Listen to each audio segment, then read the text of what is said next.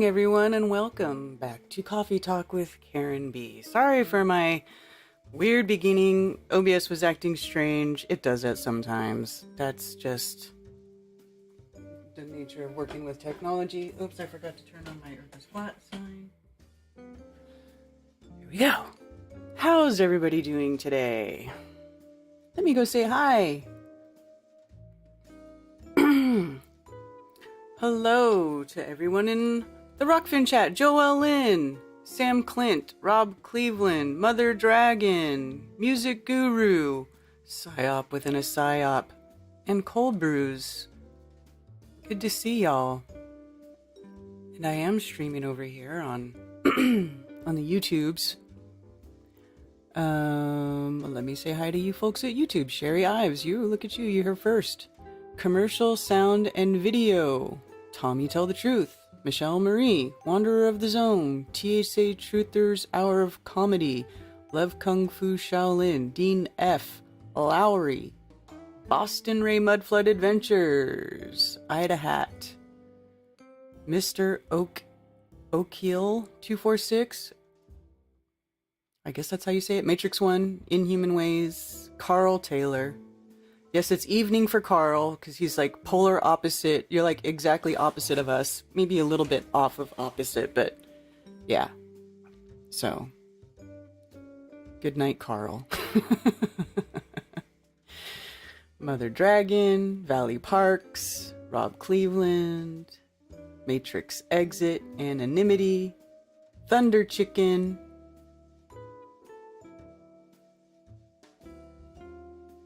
Carl's been watching streams all night. Grounded Extracts, good to see you. Critical Inception. Ted Summer. Wes F.E. Rethink Inc. William Phillips. Hi, everybody. Jeremiah Dissident Morgan. Okay, I think that's it. That's everybody.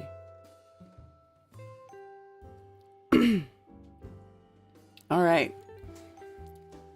How is everyone doing today? Love you, Karen, but can't stand the music. I hate the coffee music. Well, it's just jazz. It's just a little jazz. I'm sorry you don't like it, but, well, can't please everyone now, can we? No, we cannot. Lord knows I can't. In fact, I think I've just been pissing everybody off lately. Not on purpose, though. I don't do it on purpose. It's just sort of like a side effect of things that happen. So you'll notice if you saw my thumbnail today, I don't usually title these. I just number them because it's just we just talk every Monday about, random stuff, and you never know what we're going to talk about or who's going to call in or where it's going to go. And I like that. However, today I did want to address some things because sometimes, the people, get all riled up and they like to start trash talking and they get this like mob mentality and they go, oh, and everybody starts, having a big fit, spreading rumors about what was said, what wasn't said.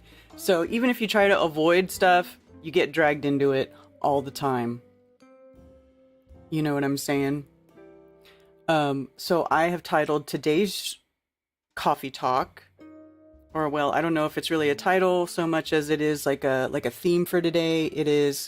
Um it is called Professional Courtesy and Personal Responsibility, which is two things that I think are hugely lacking in this whole scope of whatever it is you want to call it that we're doing here. Whatever this is, it's lacking two things lately that I've noticed, like, that have become like painfully obvious. Two things: professional courtesy and personal responsibility.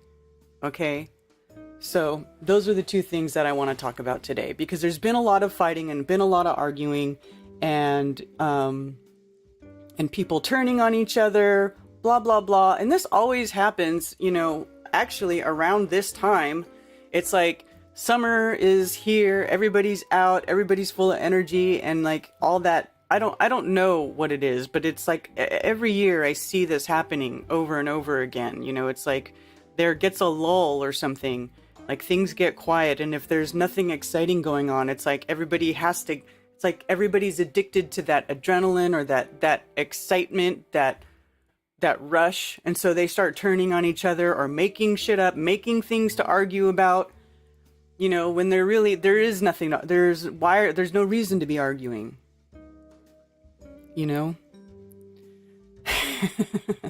Courtesy is a myth. Well, okay, professional courtesy. First, I'll just start talking about professional courtesy. I think that that's something that is really lacking amongst content creators in, like I say, whatever this is. I don't even know what to call it, because I don't even really like putting labels on stuff anymore. But people who are content creators who, are out, expressing their ideas, their thoughts, their research, that's all fine and dandy. But when it gets to the point where some of these groups, or I don't even know what to call them, but some little circles have kind of grown, right? And it becomes like this sort of like almost culty. I don't want to say it is cult-like, but it does start to act like that hive mind. You get that group think, and then it's like anybody who falls outside of that way of thinking, oh, they're lost, they're a shill, they're controlled opposition, And I just think that's such a bad way to be. Like, it's just not productive. So, there's going to be a lot of, we're all just trying to figure it out, right? So there's a lot of different opinions. There's a lot of different channels going, and there's a lot of people trying to like propose what they think happened. And probably most of us are wrong at this point. Most of us are probably wrong. But there's a lot of things going around where it's like, if you don't get in line with that, if you don't believe that, or if you don't, if you aren't down with it, well, you must be going back to mainstream. You must be controlled opposition. You must be a shill. Well, I just don't agree with that way of thinking. I think we all know why that started.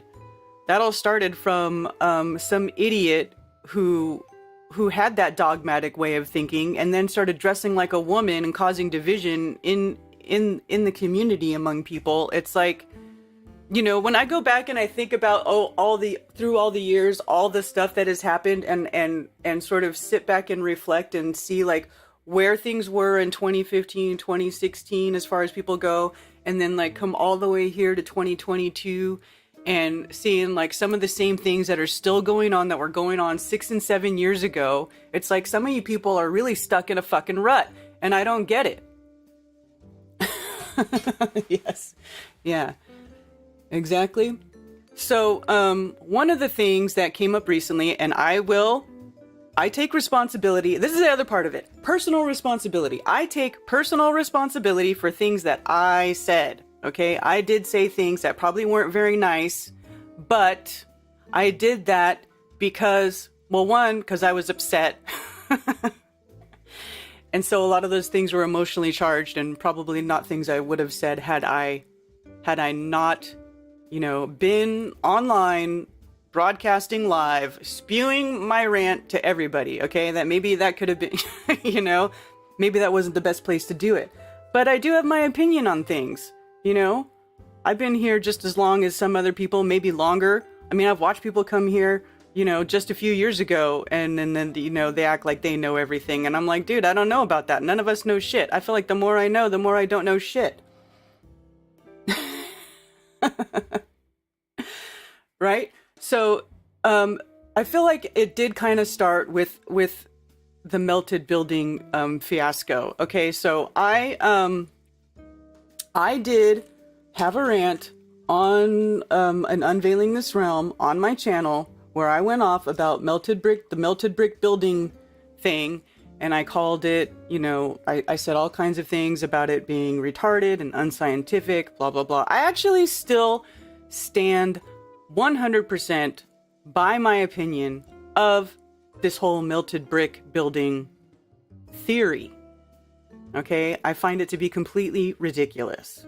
Now, when I had my rant, you know, I was going off, I was saying, you know, if you believe that, you're retarded, you're stupid, how do you not drown in the shower? And I know a lot of people took offense to that. They were really, really hurt. Oh, you know, Karen said mean things, bad things that hurt me. Okay, well, are you an adult or are you not? Like, you know, are you going to sit there and cry about it because I don't agree with your idea? Like, who cares? Who cares?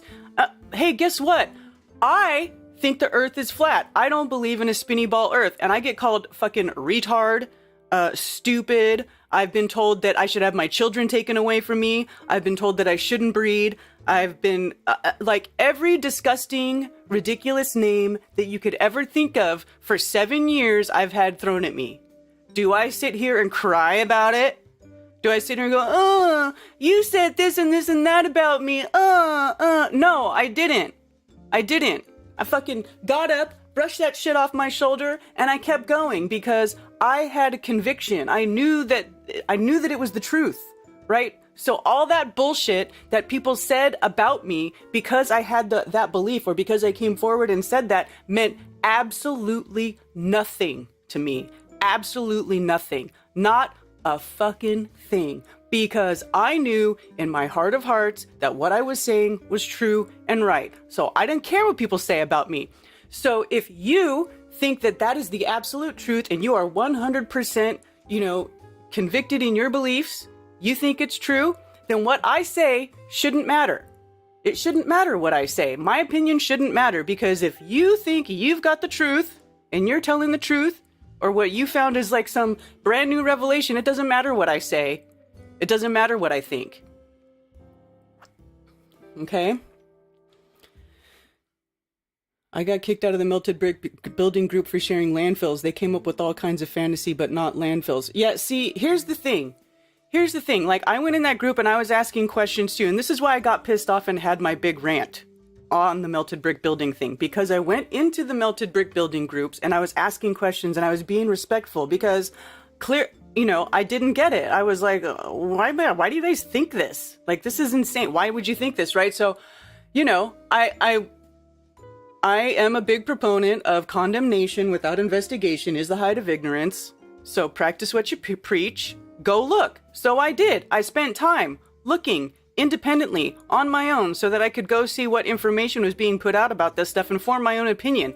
And guess what? When I went and looked at all this stuff and watched some of these videos, I felt absolutely nothing there. I felt absolutely nothing was compelling me to go there any further. I saw no value in it. I didn't even agree with the things that they were saying. It made no sense to me.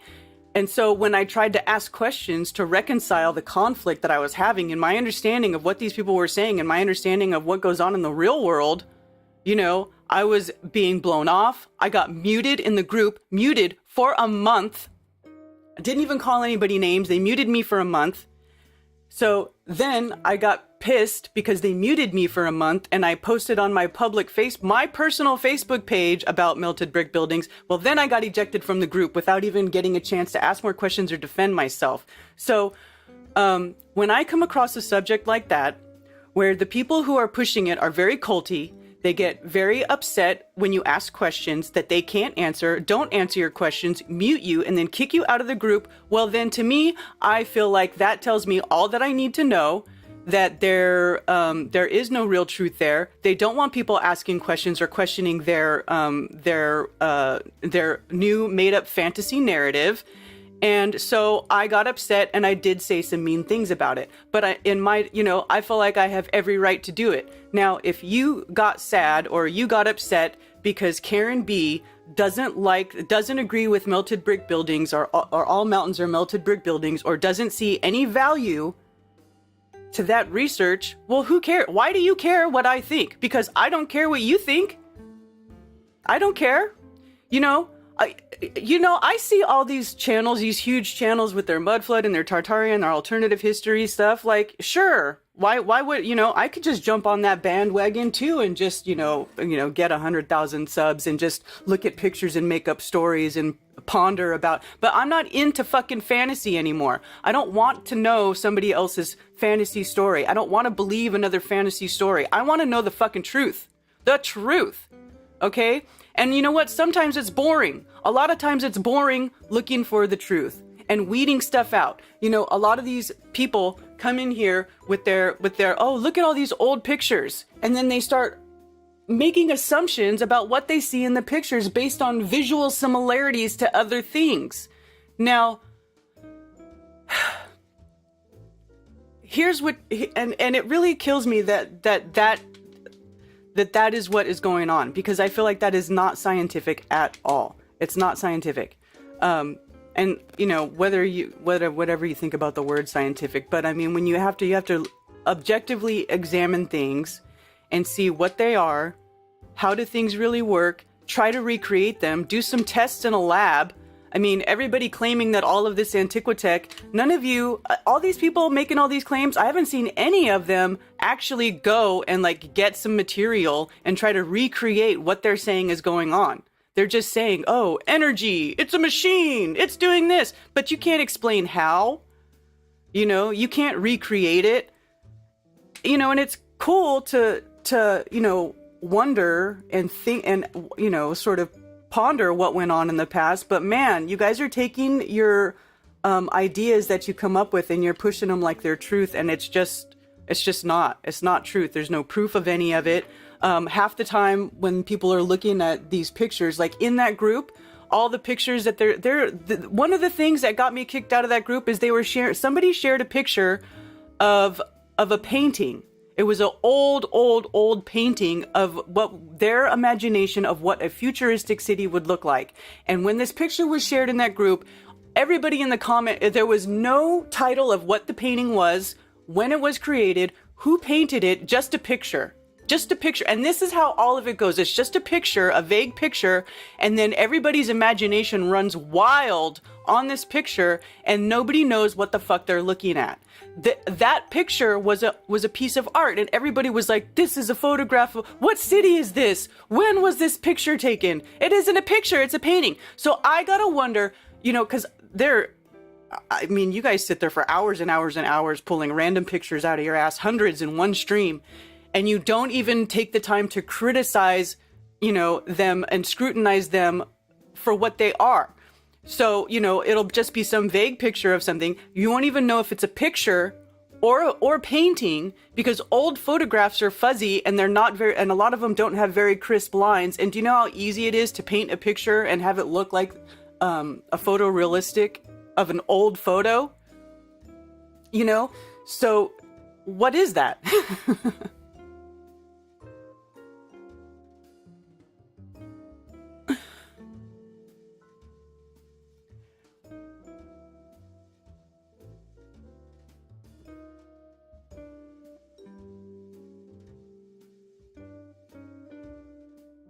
That group is a strong proponent of hating questions and shit talk. JMO CFM got some true colors. People will see in time the virtuous Christian character don't.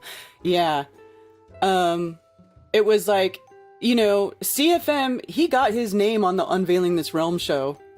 And I don't really know what's going on there. But for me, Confirmation bias, 100%. That's all it is confirmation bias. It's everybody getting in a circle jerk, looking at old photos and going, yeah, Antiquitech. It's, oh, yeah. They're pulling energy out of the sky. Everything was better back then. But you know what? You guys are just, I just feel like, what is the point of that? Where is that going to get us? I just have no interest in it. And it's cool if you guys want to be into that. If you're into that, cool. I find it to be a colossal waste of time. A colossal waste of time. It's hard to recreate something that would have used materials that governments make it super hard or impossible to obtain. Now, obtaining mercury, as an example, is not easy as an average man or woman.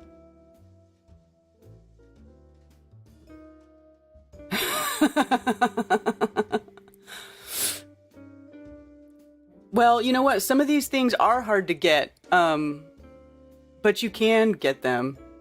And what are the materials that are so hard to recreate? Like, what can't they get? We can't get stone. We can get stone. We can't get copper. Yeah, we can get copper. Can we get steel? Yeah. Can we get iron? Yeah, we can get iron. Can we get, what else? What can't we get? What materials do we need that we can't get? Is it just mercury? Because people can get mercury if you want to perform experiments. But see, here's the thing. The mountains look like giant tree stumps. No, they don't. There's some that do, but you know what? They look some of them do that have the flat top, but you know what also they look like? They look like giant versions of the small crystals that I have on my shelf that have flat tops and faces. They literally look just like giant versions of the small crystals that I have, which also resemble that same shape. So, what do you think about that? Does anybody remember that there's this thing called fractals, like the universe grows fractally? So, and everything follows the golden proportions, the golden ratio, the signature of the creator, the 1 to the 1.618 ratio. It's in every shape. It's in every platonic solid. It's in the magnetic field. Everything is driven by the same force. Electromagnetism, right? The name that we have given to the force that animates everything in our known realm. I don't really know how else to describe it. Electromagnetism, the name that we have given to the force that literally drives everything that is in this known realm. Everything is electric. Everything falls into that electromagnetic spectrum. It is visible and invisible. It is heat, it is cold, it is everything. And it all drives everything around here. All the rocks, all the crystals, they grow. They grow based on that energetic source, right? Everything does.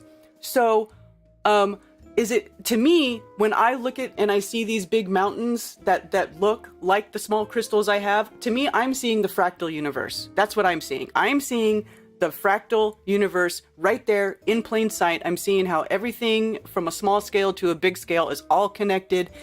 And that's what I see. I don't see, that looks like a tree stump that I cut down with my chainsaw. So that big thing up there, that must have been cut down by a giant with the chainsaw. It was a giant tree and a giant with the chainsaw cut it down because it looks like the tree that I cut down with my chainsaw. Like, that's literally the logic that people are going on.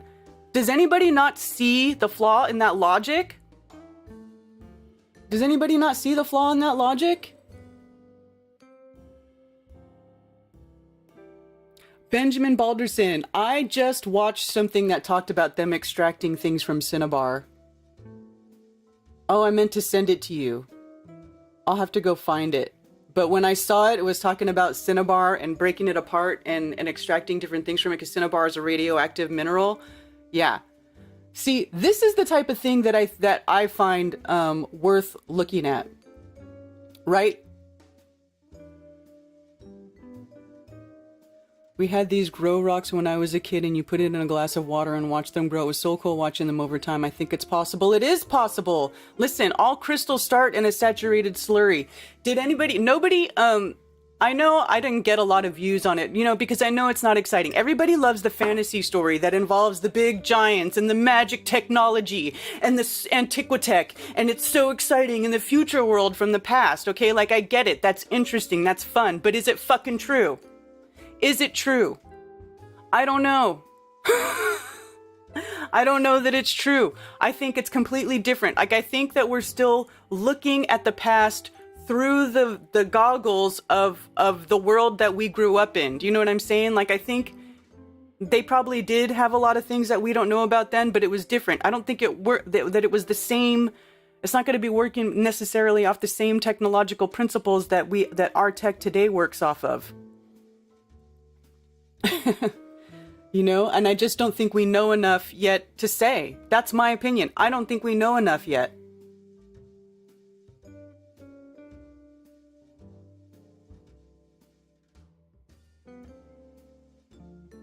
So when people tell me, oh, I don't, somebody on my post said, if you believed in Tartaria, this might make more sense, which my post had nothing to do with Tartaria. And I just said, I don't believe in fantasies anymore. Okay. I don't want to believe in somebody's fantasy. I want to know what is really going on. What is the real truth? I don't want to follow fantasies. This is why I'm so critical of this stuff, especially when it gets all trendy. The truth doesn't ever go viral. So when things get all trendy and shit, I feel like that is when it should be absolutely scrutinized the most. The most.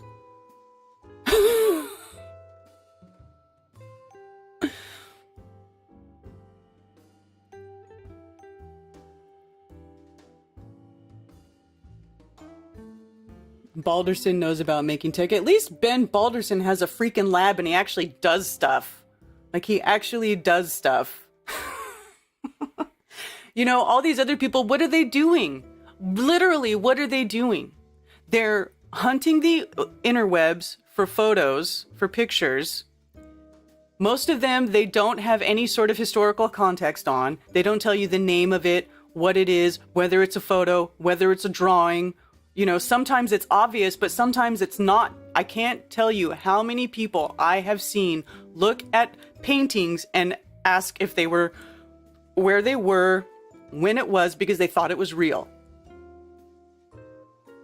Flat Earth did not go viral. I don't think Flat Earth went viral yet, and plus it got squashed on YouTube real quick. You know why? Because they don't want truth going viral.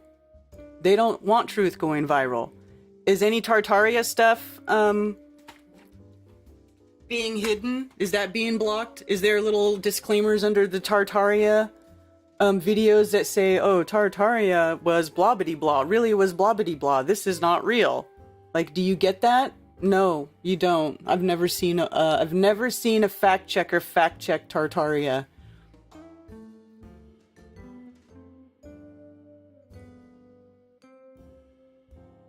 Yeah, Ewar, for the way he presents. And this is the problem. People present their idea. They're very good at presenting their ideas. They're very good at using graphics and presenting it in like a very cool way. And then they put cool music and they put cool narration on top of it. And then it sounds all intense and you're like, oh, wow, yeah, it's so cool.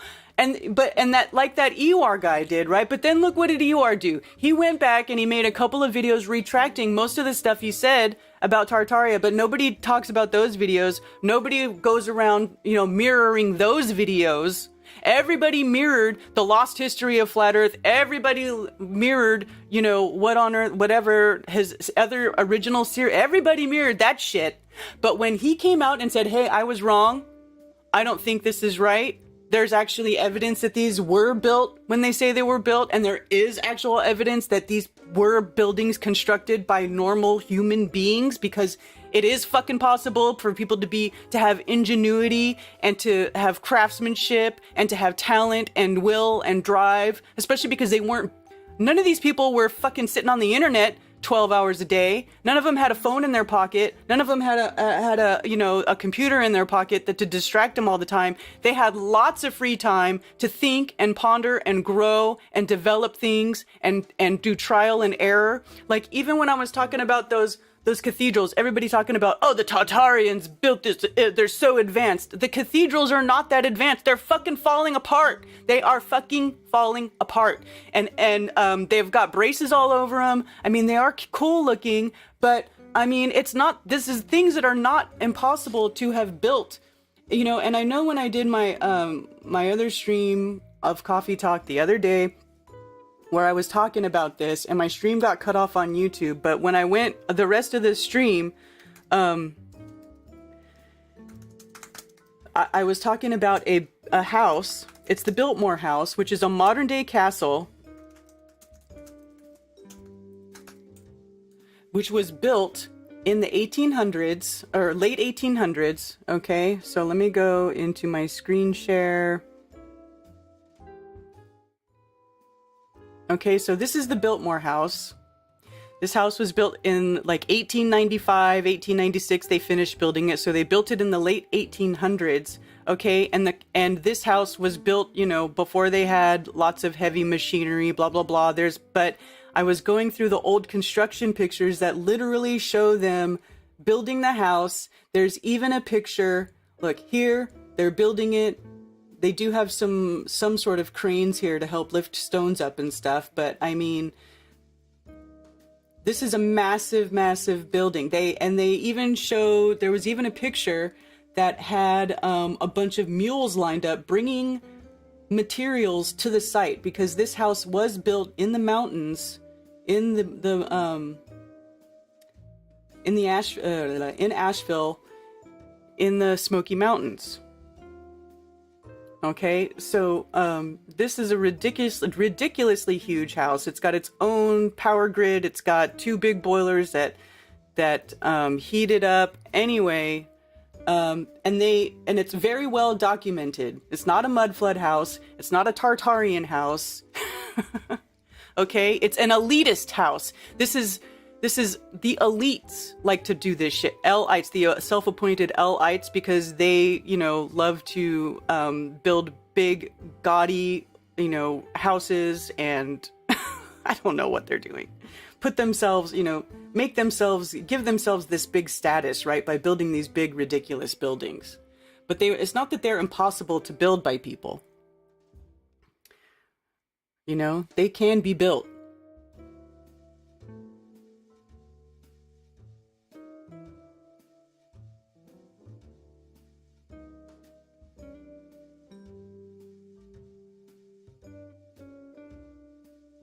People are just not skilled anymore, so it makes things seem impossible.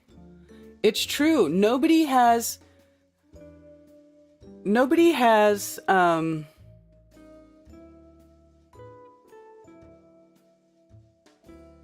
nobody makes anything anymore. Nobody does anything. Nobody spends time learning a skill.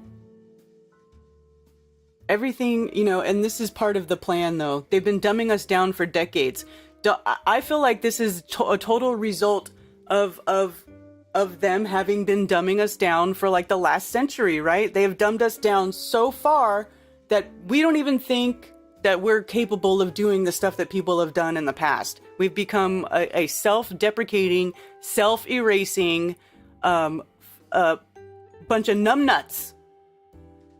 You know, and I feel like when I'm watching this happen, like all these people get together and lump all of these different things that happened over a few hundred years in different countries even, and then call it Tartarian. You guys are literally erasing. You're like self-erasing is what you are. You people are erasing yourselves.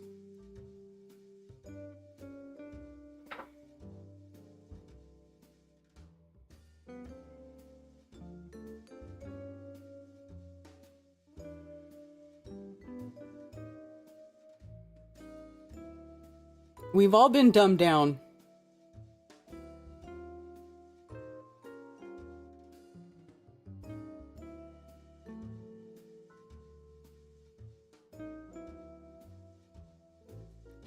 Overpriced coffee. Yeah.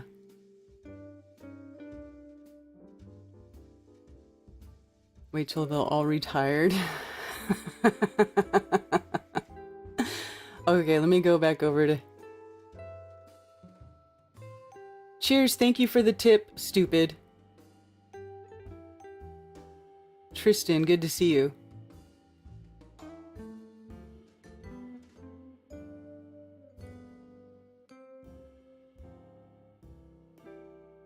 History is so easily changed by the cabal that it has little value in our daily life. Most of history is a psyop, in my opinion. Grand Rising, Brian. I agree. Hi, Mari. Good rising. You know what? Whenever I was growing up, you guys, I never had a... I will admit that I have never, ever really been that interested in studying history. And...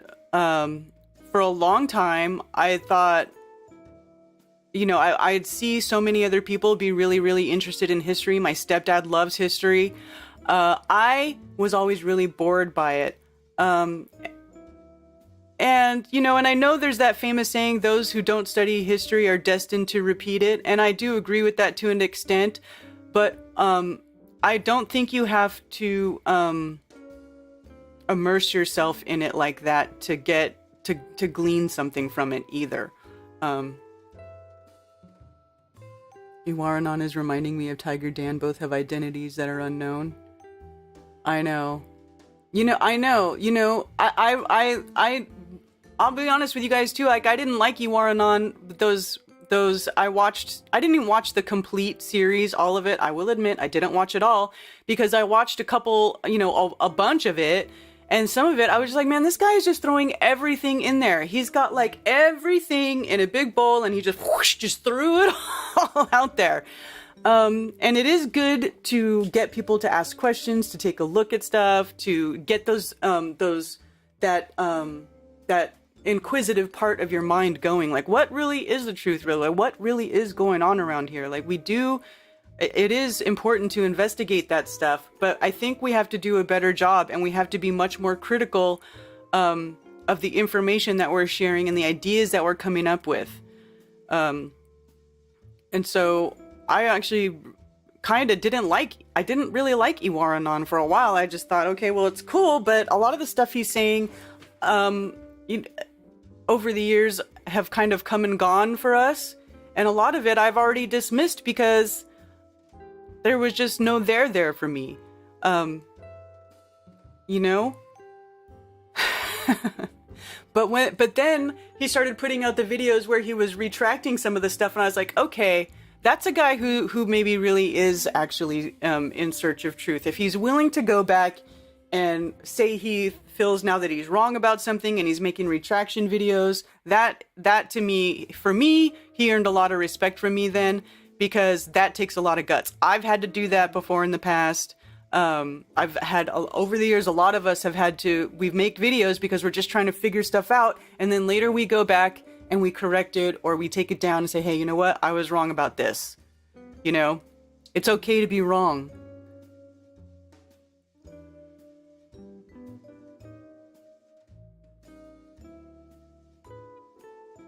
I think Iwaranon's sanity is insanity. No, sanity is insanity is, I forget, I can't think of that guy's name right now. But I don't think that's the same dude. I know who you are. I know who you're talking about, musicians, but I don't think that's it. I don't think they're the same dude. Sanity is insanity. DRTRH, you remember him. He's the one who did All the Truths in 1 Minute, that 1 minute video where it's just all text, like typography. Years ago that came out. It was a pretty good video, but even that one I didn't agree with everything that he said in there.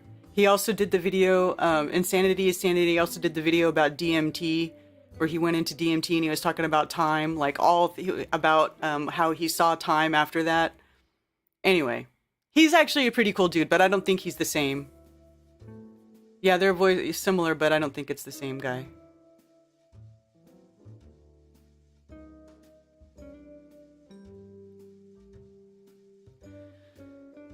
So anyway,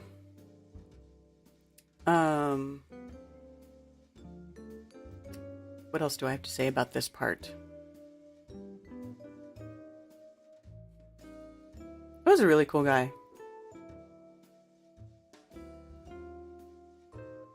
The music makes it true. I know. So anyway, I've never been a big fan of history, and I feel like maybe I was never a big fan of history because deep down I knew that a lot of what we were being told wasn't true. It was always my least favorite subject in school. In fact, my favorite subjects in school are the ones that actually were when now I'm looking back at it, it's so funny. My favorite subjects are the ones that I actually use in day-to-day life, that actually have value when you leave school, and that's math and science.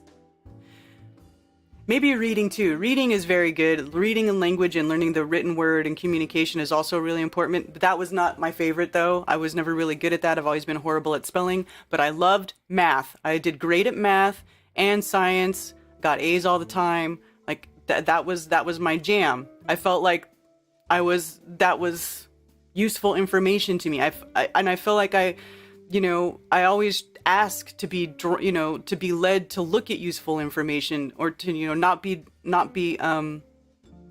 led down the wrong path. And I'm not saying that I never am, but I really, really do try to be conscious of it. I mean, you guys I really just don't, you know how long it took me to start talking about flat Earth after I became a flat earther? Like 2 years. I didn't start talking about it publicly for like 2 years because I wanted to be sure. I wanted to be 100% positive before I said one freaking word out in public. So I scrutinized it. I thought about it for months and months and months. I did, independently, out in the real world, I really, really scrutinized it. And I went back and forth for a while. A lot of people say, oh, I figured it out right away and I was on board, blah, blah, blah. Okay, good for you. I scrutinized that shit. Because you know how upset I was when I found out that I was possibly being lied to on such a grand scale? Like every freaking thing is a lie. Everything. So I scrutinized it. I didn't want to just, it sucks. I felt really lame and depressed, and I wanted to cry. I probably did cry because I was like, oh my God, all this stuff that I've thought, that I've, everything that you base your decisions on, all your thoughts, everything, it's like all based on something that's a lie. Why would you be so eager to jump into another situation like that? I just don't want to be in another situation where I am required to once again destroy my entire belief system and break down every known paradigm that I know just to start all over again. So the approach that I take for me personally is I'm going to rebuild that slowly, and I'm going to do it based on truth, and I'm not going to jump on bandwagons, and I'm not going to make stuff up, and I'm not going to make assumptions, or at least I'm going to try not to. And I want to get to a place where I can start building a reality that is based on truth and the love of truth and how this place really works. And I don't want to get caught up in fantasy, wasting time in other people's fantasies to do it. This is just my personal opinion, okay?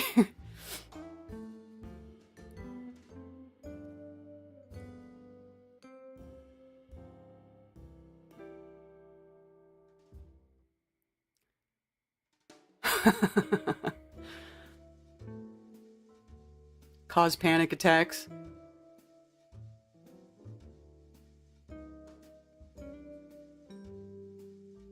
So that is why, that's just my opinion. Now, maybe you guys are going to think I'm boring.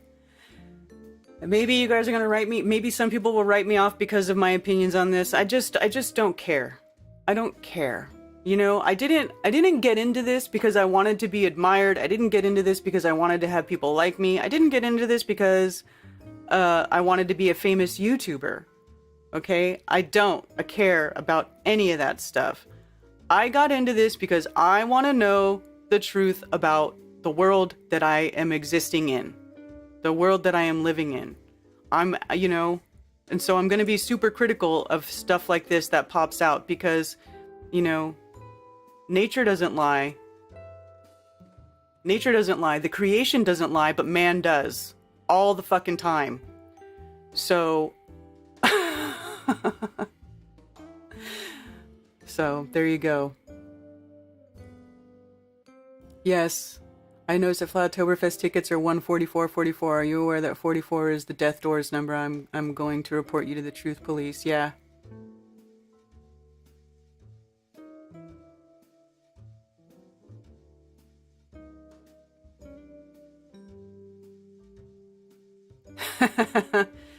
Yeah. And that's another thing too. I love to put those repeater numbers on all my events because people shouldn't be afraid of numbers. You know, everybody got programmed to be afraid of 666 and 33 and blah, blah, blah. They're just numbers. Things like that only give power to you if you give them power over you. You're giving them power over you. Stop it. Stop giving these things power over you. God damn. See, this is what pisses me off. You know, people saying, oh, we didn't do that. Giants built that. Giants built this. Quit being so self-deprecating. You are a demigod. This is what is, like, when I got into this was my main motivating factor. Okay, what are they hiding? It isn't, you know, what are they hiding? Are they hiding more land? Yes, possibly. Are they, what else could they possibly be hiding? I don't really know, you know, what they could possibly be hiding, but hold on, let me get that back. Let me get that thought back. Are they hiding more land? No, you know what they're hiding? Are they hiding the creator? Well, I don't know that they can hide the creator either. They can try to, they can lie about the creator, but can they hide the creator? I don't think so, because we live in the creation of the creator, and I think the creator is self-evident by the creation, but they have attacked us on every level. Psychologically, they've poisoned us, they have lied to us, changed our history, done everything they can possibly do to separate us from the creation. And this is why I got into this, is because I realized that what are they hiding? They're hiding us from ourselves. They are hiding you from your true self. That's what this is about. That's what Flat Earth is about for me, this Great Awakening. They are hiding you from yourself. And so everybody who goes and spends a bunch of time looking outside for answers, you're all still stuck in that same trap. You're stuck in the trap. Quit looking outside to all these answers and do some inner work. Look inside. The truth is inside. Inside. At least that's what I think. This is just my opinion. You know, if you want to find truth, you have to do the inner work. You know, examine yourself. Where do your thoughts come from? What are your beliefs? Why do you believe what you believe? Why do you have certain thoughts you have? Why do you think of certain things about the way you think? Why? See, this is the inner work that I feel like people should really be doing, instead of looking at old pictures and going, oh, antiquity. Yeah, life was so much better 1,000 years ago. You know, you guys have no proof of that.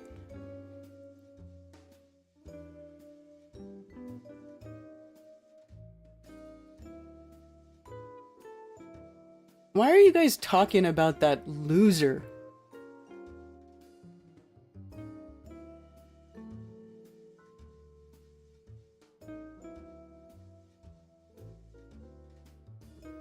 Trying to look in my ears, it was empty.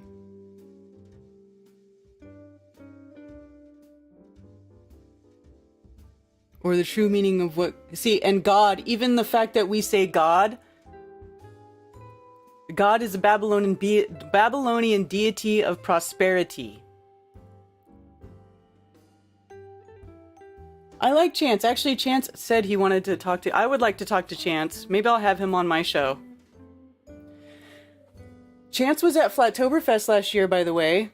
I met him at Flattoberfest. He's a really nice guy. I like Chance. And also, Ben does good streams with Chance every now and then. Yeah, we have the power to make life so much better. Okay, here's the thing. That statement right there. We have the power to make our lives better starting right now. Why are we fantasizing about 500 years ago? Who fucking cares? You know, like, I get it. Like, people love stories. They love fantasy stories. And I feel like you guys are getting distracted by fantasy stories. You know, and this is why I say creator, because I don't, you know...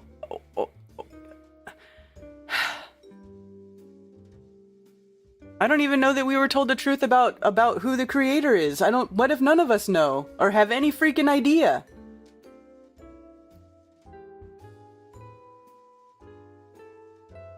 You know, they put God on money. In God we trust is on all the money. So I don't like using a word that the L-ites have chosen to put on their shitty fake money, you know, as like the end all be all. The creator of this place is not the same name that they put on their shitty fake slave money, debt slave money.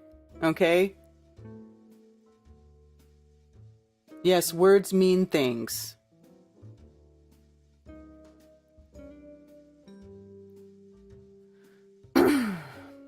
Anyway, oh, I don't know if I ever finished my thing about professional courtesy because we got off into this tangent. Okay, so professional courtesy. Here's what I think is missing in professional courtesy. Like, this is my opinion of all this stuff, right? You guys can tell me I'm dumb. I don't care. You can probably, you know, whatever. But here's the thing about professional courtesy. It's like we don't have any professional courtesy here. What it seems like in the content creator land, it's like, if you don't agree with everything I say, you're a shill, you're controlled op, you're a mainstream believer, blah, blah, blah. But we need to have a professional courtesy. Like, pretty much all of us are aware that we don't live on a giant, soggy space pear in the vacuum of space. We all can agree that we are not monkey people stuck to the outside of a space pear ball. Right? I think we can all agree on that. Now, once we get past that part, what is this place? Where are we? Who made it? All of that shit is going to be speculation. How does it really work? What are the luminaries? What's the sun and the moon? What are the stars? You know, all of that stuff is going to be is under investigation. But we know that we don't live on a ball in space, right? We know that the heliocentric story is complete and utter bullshit.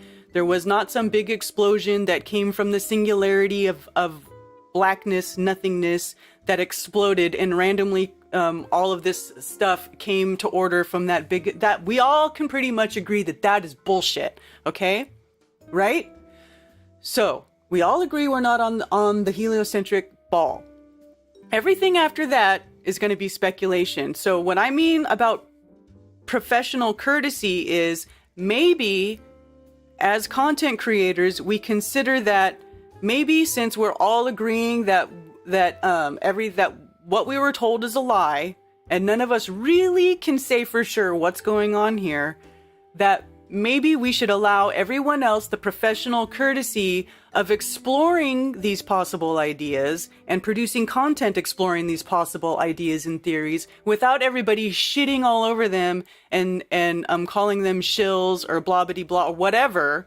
You know, it's like, cool, you know, present your idea, ponder your thoughts, but present it as such, and you know, and let's just not call everybody names. Let's just give them the professional courtesy of trying to launch their own investigation or, you know, find their own answers or do whatever they want to do, right? Like, I'm not going to go around trashing people who spend all their time on looking at Tartaria or looking at all this stuff. Like, you guys can do whatever you want. I'm not going to, and I'm just telling you why I don't anymore, why I don't feel like this is the most productive way for me to spend my time. Okay, so let's everybody give each other the professional courtesy to go ahead and explore different ideas and not everybody shit all over each other. That's what I wanted to say about that. I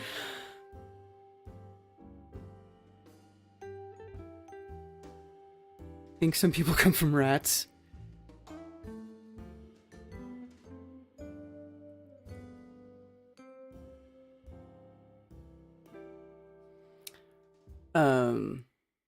Okay.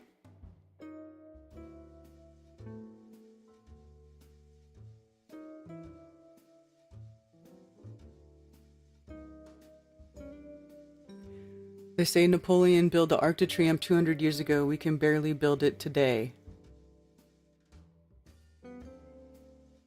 They probably did cover something up by blowing up these buildings. There was probably something in there that they don't want people to see. Like, I'm not saying that there isn't something there. I just don't think you're ever going to find it.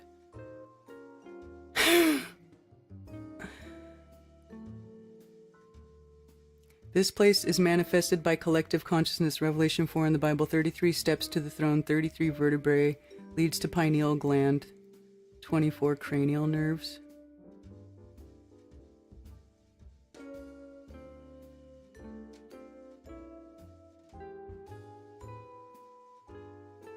Being nice to someone is a novel idea too.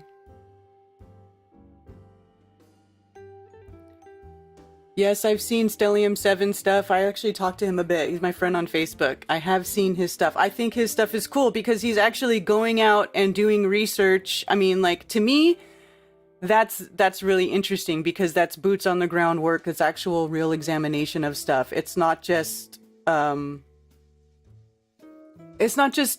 people collectively lumping everything into one thing that it's not. Like, you know, taking all these different types of architectures that have happened over different places all over the world and calling it Tartarian is extremely misleading. Extremely misleading. Because that's not what Tartaria is.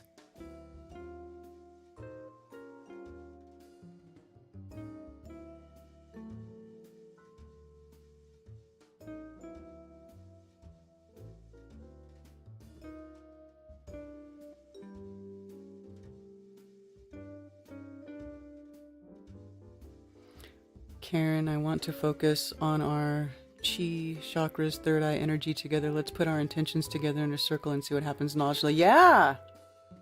See,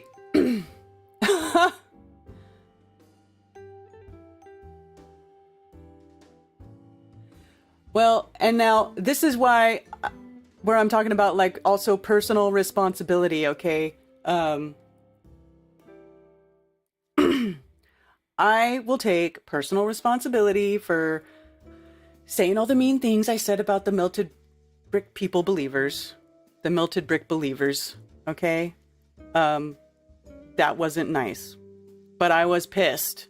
And I was wrongfully muted and kicked out of a group for asking legitimate questions in a nice manner. So screw you, whoever kicked me out, okay? You can eat dirt. But, you know, I'm not going to go there anymore. I will express my opinions about the subject, but I will try better to not, you know, make fun of people for believing in the subject anymore, no matter how stupid and ridiculous that I think it is. Okay? I admit, I am not perfect. I do not always act in honor. You know? What a hypocrite I would be if I tried to say I did. That would make me a hypocrite and a liar. And I really try not to be.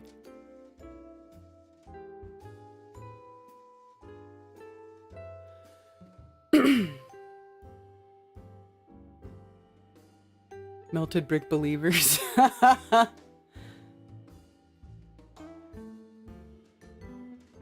You're doing a brick melting in my yard later today? Listen.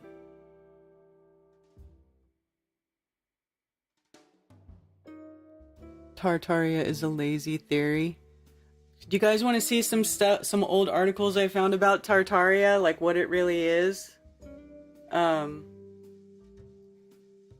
I don't know if you guys are interested in that.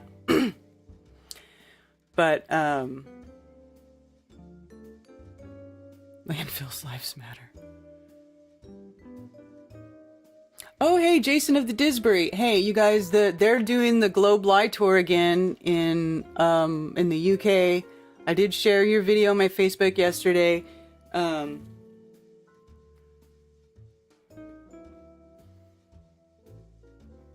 So you guys should go over there.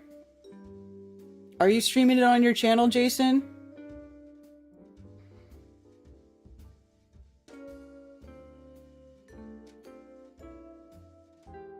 And here's the thing about the melted brick. Like, okay, I thought it was really funny because John Levi did a video a couple weeks ago, I think, and it was called Melted Brick Study.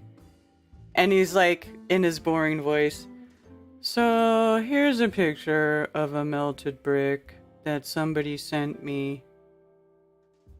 Here's a picture of melted bricks in a brick foundry where they say that it's common for them to get bricks that are melted every time they fire bricks. there's always a little bit of bricks left that were melted and ruined. So outside of this foundry, there's a pile of melted bricks. Oh, I have some coffee you can buy. I mean, seriously. And then what was really funny, so he shows this guy taking a Fresnel lens and focusing the sunlight onto a rock and melting a piece of rock with this Fresnel lens. Okay, so he's got this big Fresnel lens that focuses a point of light that burns a hole in the rock like this big, right? This teeny little hole, right? And it's like, oh, he used this Fresnel lens to melt the rock. The rock can be melted. Okay, we already know rock can be melted. If you get anything hot enough, it can fucking melt. Like, this is not like a new thing, right? Okay? So then, and here's what's really funny. In the same video where he's talking about people melting brick with Fresnel lenses, he then switches to another old engraving that shows people using parabolic dishes and heliographs to reflect sunlight, which is totally different than a Fresnel lens, which takes the light goes through the lens, and then the lens focuses the light to a point and concentrate it. That is totally different than a parabolic dish that is used to reflect sunlight from one place to another with these big dishes. Okay? Totally different thing. So even in his own video, he's switching between two different things and doesn't even bother to decipher between the two. Okay, so you're not looking very closely at stuff. When I see stuff like that, it's like, okay, well, clearly you're not paying attention to detail. A lot of these videos are very myopic. They're like looking for confirmation bias, right, on that one thing. So all I'm wanting to know is if bricks can melt. Melted brick, melt. Yes, the bricks can melt. We know the bricks can melt. Okay, now here's the other thing. You know, the other part of that too is when you start, okay, bricks can melt. Like, I'm not going to deny that you can't get a brick hot enough to melt it. Clearly, that is possible. But here's where the bullshit starts to get thick, okay? When you start talking about buildings, not just a normal brick building that you see like on the streets of New York or in any old town in the country, right? Not just those normal. We're talking about massive fucking brick buildings the size of mountains, right? These buildings housed giants, right? I mean, and let's not even get started on the laundry list of assumptions you have to make for that to be the story, okay? So now we're talking about brick buildings the size of mountains.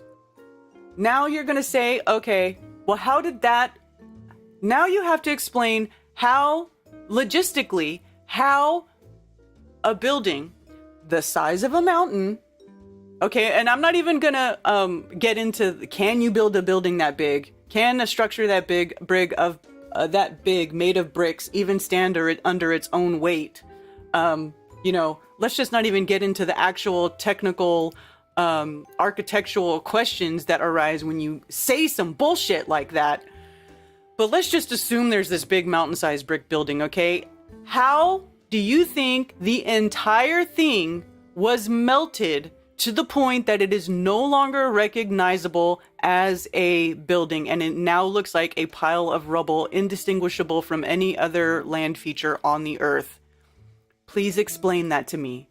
And don't say, oh, look at the Fresnel lens, it can melt brick. Do you know how big the Fresnel lens would have to be to melt something that huge? I mean, logistically, it is not even possible for a human to... That I will say, it is impossible for a human to make a Fresnel lens that is big enough to concentrate the power of the sun to a point where it can melt an entire mountain-sized building into a piece of rubble that is indistinguishable from any other land feature. It just does not make sense. I mean, does anybody here think that that sounds like a plausible, logical, and likely story?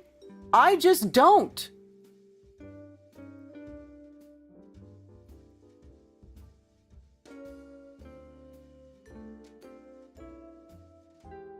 The caves of melted bricks. What caves? I've only seen one. And it was a munitions depot that blew up in Russia. There's only one that I've seen of the melted bricks.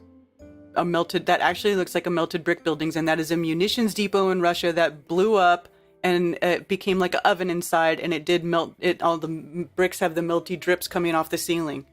Is there another one? Because that's the only one that I've ever seen.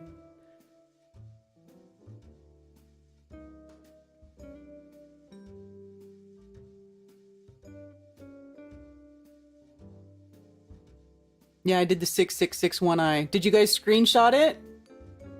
Go back and screenshot it and make sure you send it to RV Truth. I think of it more of a plasma apocalypse. Okay, but everybody says plasma apocalypse. Can you guys please explain to me how this plasma apocalypse happens and where it comes from? What causes the plasma apocalypse? Do you understand what plasma is? What kind of plasma? Where does it come from? Do you know there's different temperatures of plasma? Some plasma's cold. So when you say plasma apocalypse, that is so vague. It doesn't make any sense. You guys are just saying words. You're just saying words. Plasma apocalypse caused the big giant building to melt into a mountain. You're just saying words.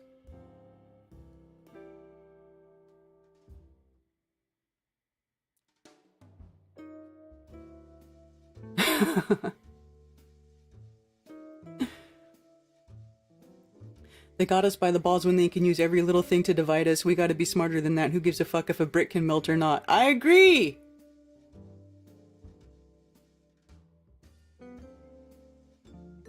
One picture of the ballers.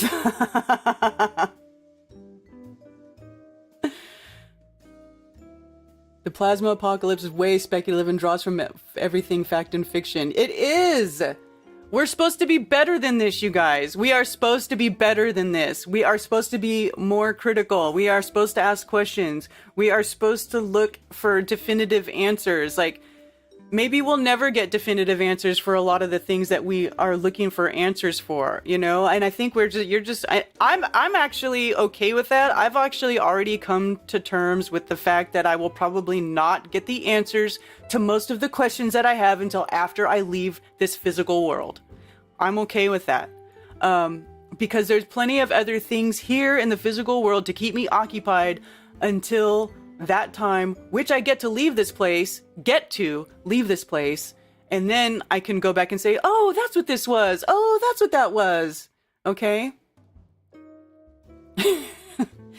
So I'm okay with that. I feel like those answers will come in time, whether it's here in the physical world or not. I'm okay with that.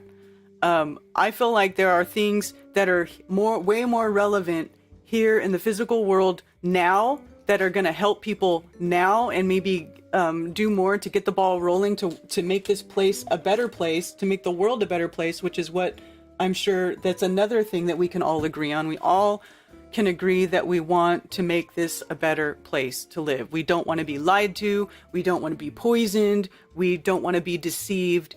We want to be truly free. We don't want to be in a debt slave system, you know, working for some self-appointed L-ite asshat mining their gold. Okay? We don't want to do that. I think we can all agree on that. So for me, there are much more important things to worry about, such as what is true freedom? And what better day to talk about it today, July 4th. Everybody celebrating Independence Day. You guys aren't independent from shit. You guys are not independent from shit. I'm just going to tell you that right now. Everybody celebrating independence. What are you independent from? You guys depend on the state for everything. You depend on the grocery store. You depend on, you know, the power company to give you to send electricity to your house. You depend on the water company to put water, to make sure that clean water gets to your house. You guys are not independent of a fucking thing. So why are you celebrating independence? I don't get it.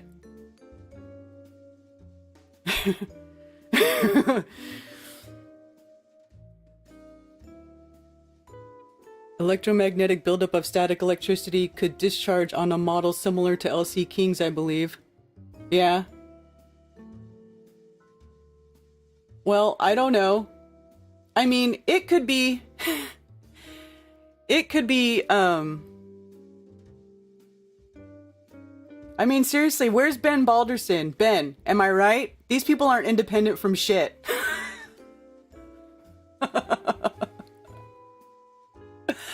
Hold on, I just realized I have not opened my phones yet. I want to hear from some of you people. Do you guys want to talk to me?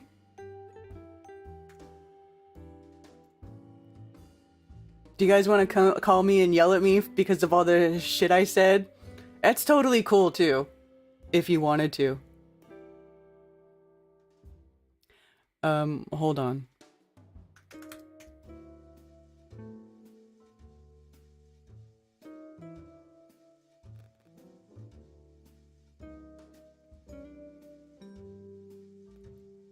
One sec. And I will get this going.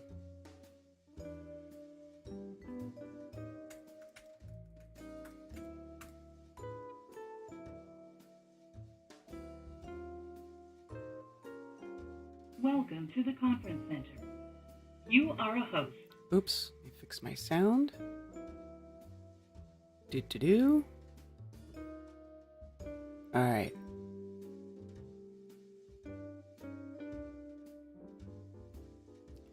All right. My phones are open, 848-222-2480 if anybody wants to call in and tell me what you think. You know? Give me your thoughts.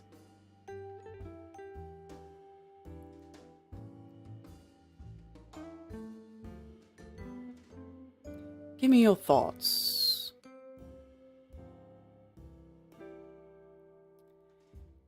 Anyway, so there's that. I will promise to not, say mean things about people, but I am going to shit all over dumb ideas if I think they're dumb. But I promise to be better about not saying bad things about people because it's not nice. And so I will stop doing that. But I am going to still express my opinions about the idea. And melted brick buildings, all mountains are melted brick buildings is a retard idea. Sorry, not sorry.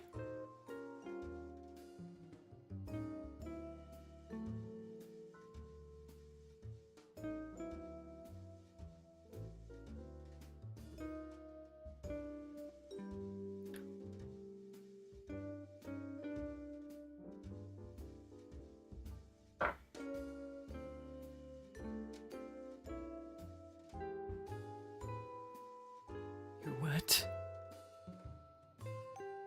X Factor's supposed to be from the ground up? Okay.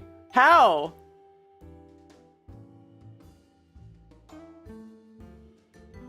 How?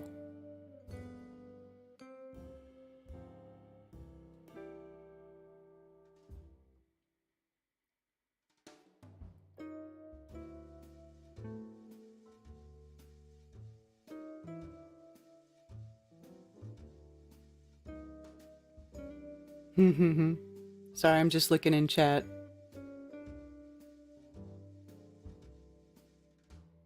You would hang up on me after 2 seconds? Why?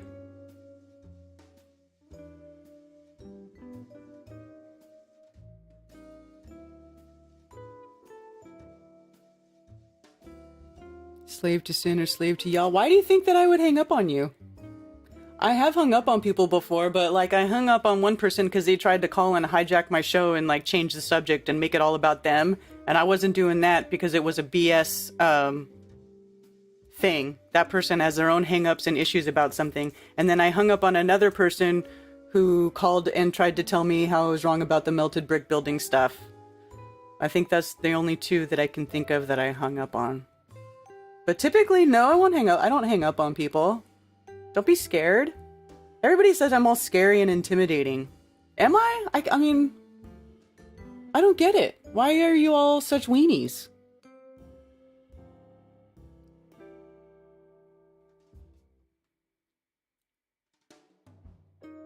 Why are you all so soft? Quit being so soft. Why don't you toughen up? Why don't you toughen up, huh? It's time to toughen up. Truth doesn't care about your feelings. Toughen up. Stand up for what's right. Stand for something or fall for everything. How about that?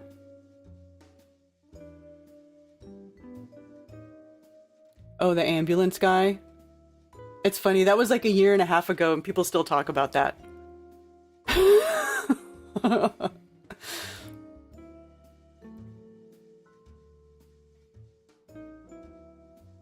Good rising, Michael Gleason.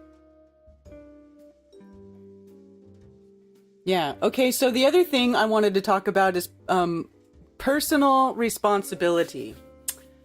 Let's take personal... Now, I just took personal responsibility for my actions. Did you guys see that? I took personal responsibility. I did that. I said that. That was me. Wasn't very nice. But I still stand by my opinion of the subject itself. Okay? That's called personal responsibility. What I would like to see is for other people to take personal responsibility instead of being big whiny crybabies and blaming me for everything, for shit that I have nothing to do with, or blaming me or blaming my event, blaming me or my event for things that other people do. Now, listen here. You are an adult. All of you should be adults, and all of you should be capable to, ready and capable to take responsibility for your own actions. So if you make decisions that aren't very good, that's your fault, not mine.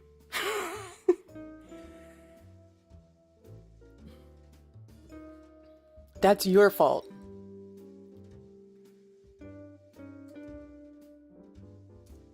Now, and I know some of these people who are all bent about the stuff I said, now they want to try to attack me as a person because they felt attacked. And you know what? I totally get it. If somebody feels attacked, then they will try to attack back. I get it. I get it. But let's just try to at least be honest about what it is that you're pissed about, okay? Let's at least be honest.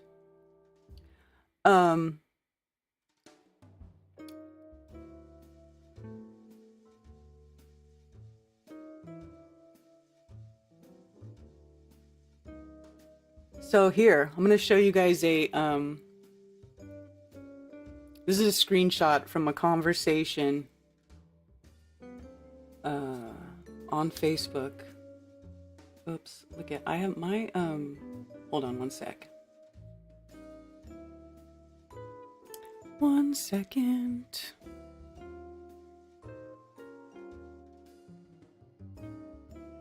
All right.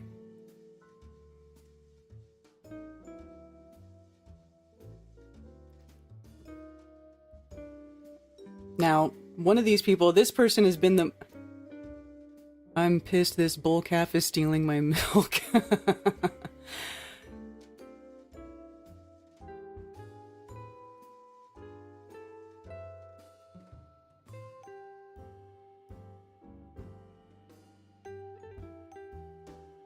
Worrying about yourself is not just personal responsibility. Personal responsibility is taking responsibility for your own freaking actions. Okay? So, I'm going to share this screen, and I'm not going to hide the name of the person who the conversation was with on Facebook because it was pretty much out in the open and public anyway. And, you said it. You said it. So take responsibility for what you said. Okay?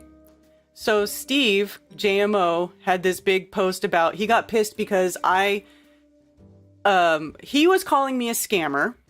He was saying that I was ripping people off, that I was a scammer. My events are a scam. Okay? And he said this after having been to one and saying he had a great time. And I feel like this is just born out of him feeling attacked because of my opinion on the melted brick building stuff. Okay? And so I get it. I get how my initial rant, like I said, would have made somebody feel like they were attacked and maybe start to fire back. But now some of the stuff, it's just ridiculous. Like he said, all the horrible things, he said horrible things happen at my event. He said, let's count all the horrible things you said about everyone in that video since, shall we? Now, I already told you guys what I said, and it was during the melted brick building rant, and I didn't actually, say specifically about those people. Okay, I didn't say Steve is retarded. I never even said Steve's name. Actually, at the time when I had that rant, I had no idea that Steve was so pissed off. Anyway, I said, I stand by my opinion of the melted BS 100%.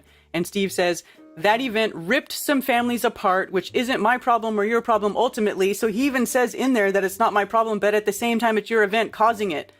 And I said, now you sound dumb. My event does not cause families to get ripped apart. Okay. And I know the situation that he's referring to here, and those particular people were having issues long before my event ever even happened. Now, to say that my event is causing it is absolutely retarded. What a straw man, ridiculous argument. Like, you're just saying words. You're just saying words. And they don't even mean anything. They don't even mean anything. He said, so I said, I realize you are upset because I think the meltology stuff is BS, but don't try to trash what I do because I don't agree with you. That makes you a hypocrite and a liar. And then he says, take the video down without me and all the other in it, or it's going to be a daily event. So now he's threatening me because I did make a Flattoberfest video called What It's Like to Be at Flattober, or What Is It Like at Flattoberfest? And I showed all the pictures of everybody having a good time. And then I used a bunch of video clips that were taken at my event. Okay. Now the video clips, some of them were Steve saying what a great time he was having there. He got to meet his best friends. He got to meet CFM there. He got to meet Jen there. They got to have a big, huge group hug together because of what I do. But now he's trying to say that my events rip families apart. And he also likes to say it's all about money. Trust me, it's not all about money. Okay, definitely not about money. So to me, I feel like he's just being a crybaby, you know? So this is kind of what prompted me to talk about professional courtesy and self-responsibility was this. Okay, because he doesn't want to take responsibility, or he doesn't even think that those people who messed up their own lives should take responsibility for their actions. He thinks it's okay to go ahead and blame my event because he is so bitter. He is so bent. He is just so, butthurt that I don't think that the melted brick building stuff is legit. That now I'm a scammer, right? Now I'm just here for money. But that's totally not the case.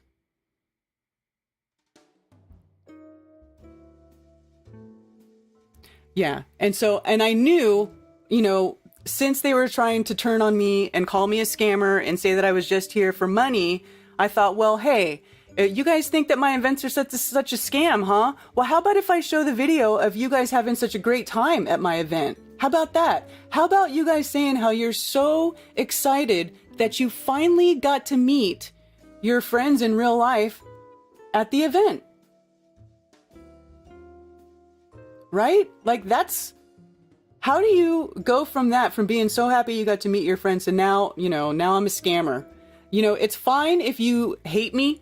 I don't care if you hate me. It's fine if you don't like me. It's fine if you're pissed at me because of what I said about the melted brick building BS, or because I don't agree with what you say about certain things. That's totally fine. But when you're going to turn around and lie and try to blame my event or try to, somehow damage, my livelihood. I mean, you're trying to damage another person's livelihood is what you're doing. I mean, because I do, it is a business for me and I don't make a ton of money at it. I try to keep these events affordable for people. It's not some big extravagant production. Like if anybody went to any of the FEICs, those were big, extravagant, expensive productions. And he also charged a lot more money for his tickets than I do. I don't do that. I don't do that because I want to keep it, affordable as I can so that we can continue to do this every year, so that we can get these big gatherings and we can get together and we can feel the energy of all these bright, awakened, critically thinking people together so that we can have these events, because what it does, it's like it recharges your energetic field. I mean, it gets draining day in and day out. Every day You are basically swimming against the current constantly. Everyone around you is in that group think. Everybody around you is a mainstream thinker. They're believing the Kool-Aid that they're being handed out from the news, and most of us are surrounded by normies who don't understand even a fraction of what we understand about this place. So for me, it was very important, and like my whole thing behind this is to keep bringing people together so that we can get together and in fellowship and, you know, build each other up, rebuild each other's energy, rekindle that fire inside of us that brought us all together to begin with. Because man, is it hard to stay motivated, and it is so hard to keep going, and it is so hard to just keep doing it day in and day out when it seems like nobody cares. Nobody cares. And not only do they not care, they think you're stupid. They fight against you. They fight for that beast system, you know, unknowing, not even knowing what they're doing. And it could be so heartbreaking and just heart-wrenching and just such a fucking downer, man. We need these. I felt like we need these. So that's why I started to do them. And, you know, now it's gotten to the point where I'm, you know, basically getting turned on by the very people that I wanted to do this for. So, you know, it's gotten to the point where I don't even want to do it. So that's why I said this is the last one in South Carolina. I need a break. I need a break.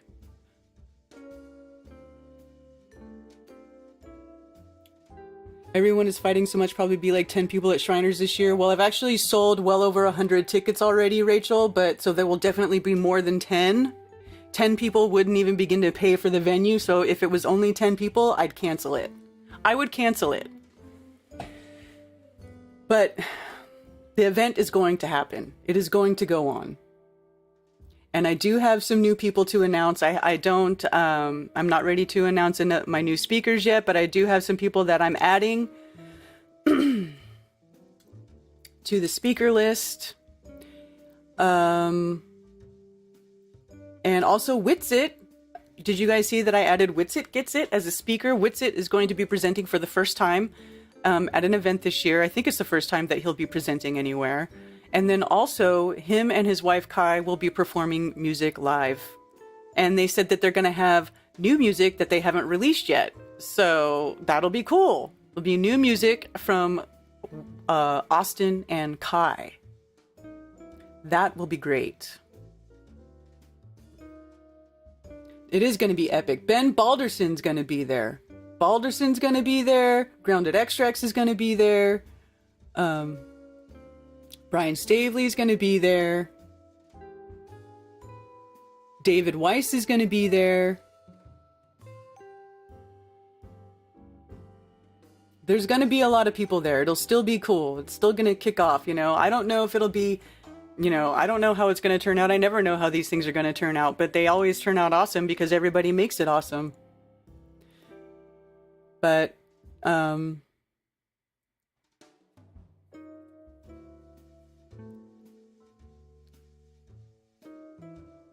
yeah, I know. They're making it hard. And do you guys see how the New World Order is making it harder for us to get together? They're making it harder for us to do this. I mean, look at what they're doing to gas prices and flight prices. You know? It's like, it's almost like they saw that the mask thing didn't stop us, like, at all. And now they're just gonna try to price us out of doing it. So...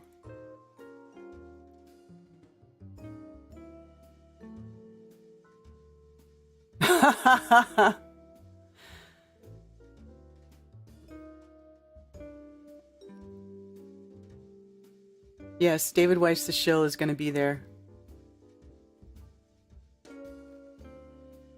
Oh, are you on hold? Oh, there's 3 calls. Okay, sorry. Okay, starting with the first one. Thank you for calling Coffee Talk. You're on with Karen B. Hey, Karen. Hi. Michael. Who's this? Michael? Is that you? Yeshulian is my handle. Oh, okay. What's going on? So, if we can take this back to what we all agree upon, flat Earth, it also leads to other fascinating conspiracies, billions of years old, evolution, Big Bang Theory, so on, right? Okay. But another conspiracy which nobody is talking about is how we are different from animals. Whenever you watch a nature show, any of these mainstream nature shows, they're always speaking about how similar that we are to animals. They never talk about how we're different from animals. Okay. Or how we're made in the image of God. Right. Oh, I believe we're made in the image So of God. I would ask... Well, I don't like to say God. The Creator. The Creator, fine. How are we made in His image? That's a good question. I think that's part of what they're hiding. That's exactly what I mean when I say they are hiding us from our true selves. That's exactly what I'm talking about right there. How are we made in the Creator's image? I think that's part of the lie. Well, I can stay with you or I can leave and let you elaborate on that. What do you think? How are we made in the image of God? I don't know. That's what I'm trying to figure out. But I think it has a lot to do with intent and our consciousness and how our consciousness influences the physical realm, because this place isn't just physical, it's physical and it's metaphysical. There's a lot of unseen there's more unseen forces than there are seen. Like there's more outside of the visible spectrum than there is in the visible spectrum. Does that make sense? Yes. So I'm what thinking I find fascinating is that I cannot. I wish I could see your face as you're saying this, because I can't watch you live at the same time as I'm speaking to you. But sentient perceivers. Say that again? Sentient perceivers. Sentient perceivers. Okay. Go with it. Sentient. What do you say about this? What do you mean about sentient perceivers? Like humans are the only sentient perceivers, or do you not think animals have any sentience? Well, I'm not saying that I'm not. Okay, so I actually am saying that animals are not sentient perceivers. They don't. They have programming. They're not. Okay, here we go. What do you mean? They're. I think what you mean. Well, I'll tell you what I think you mean, and you can tell me if I'm right or wrong. How about that? Do you mean like, like the animals? They all are born and they just automatically just serve their purpose. They just do whatever they do. They are animals. They run their program, right? They never deviate off of that, or very rarely deviate off of that, right? Like a horse is always going to act like a horse. A dog's going to always act like a dog. You know what I'm saying? Like they don't develop languages. They don't build tools. They don't go beyond that.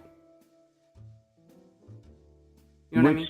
On a fascinating tangent, we get into communication as body language is 90% of, as they tell us, actually, though, that body language is 90% of communication. Yeah. So, okay, but we're supposedly on 10% communication on a verbal level. Mm-hmm. So, okay. Yeah, I mean, I would agree with that, because I feel like a lot of it, your body language does say a lot. Well, for me, I mean, I've always been empathic. Like I could feel, Anybody who I'm talking to in face to face, typically, not necessarily always over the phone, but anybody who's like right in my space, I can typically feel the feelings of that person as I'm talking to them, which is really, it's always been a really weird thing. And I didn't even know it was happening for a lot of years. But, you can feel other people's feelings. So I don't know why I brought that up. What did you ask me?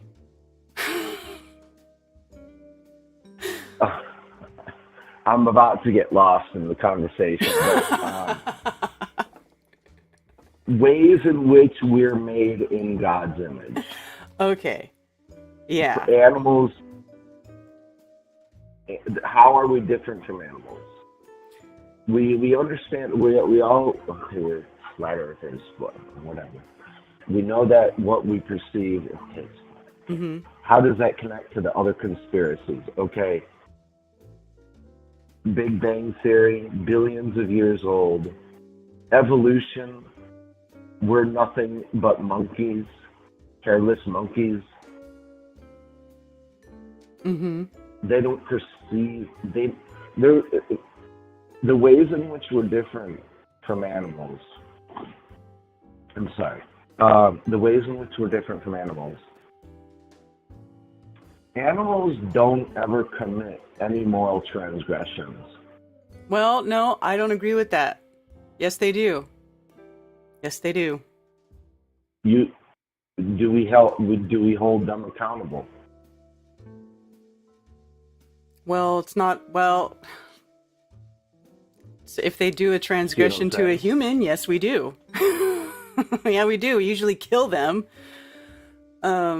And then, but if you've ever watched like documentaries of chimpanzees where they follow like whole tribes of chimpanzees, chimpanzees will leave from one tribe and go seek out another chimpanzee from another tribe, and they will mutilate it and kill it to death. It's like, we're gonna go get this MFer, and they go do it. So, why do they do that? I don't know, but it's happened. They've documented it. So, do animals commit transgressions? Yeah, they do. I think they do. Are they as complicated as we are? No. No, they're just not as complicated. As complicated as we are. They're not as complicated, and they're certainly not as powerful. And they're certainly not as powerful as far as consciously, mentally, I mean, do other animals have a pineal gland? That's what I'd like to know. Do other animals, are we the only ones who have a pineal gland, or are there pineal glands in other animals? Okay, so I would direct you to the scripture in Ecclesiastes that God hath written eternity on man's heart. We perceive eternal concepts that cannot be proven scientifically. Love, beauty. I'm talking about sacrificial love. Like, you love your child. Like, when I texted into the chat, if your child asked you for a piece of bread, would you give him a stone? And if you, being evil, would give your child good things, how much more would your Father in heaven give you good things?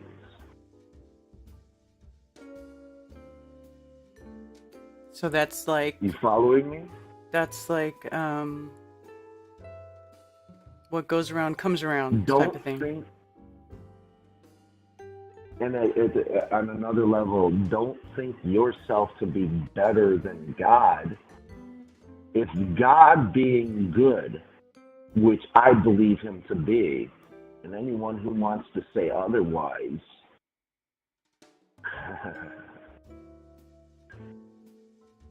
so let's go to the next level. When you try and equate God with evil, I'm not with you. So if your child if your child asks you for a piece of bread, would you give him a stone? And if you, being evil, would give your child good things, how much more would your Father in heaven give you good things? So don't think yourself to be better than God. Okay? Okay. You're made in God's image. If there is one in your life that you love, that you know you would die for, don't think yourself to be better than God. So would God. And he did enter Yeshua, the Christ. Okay.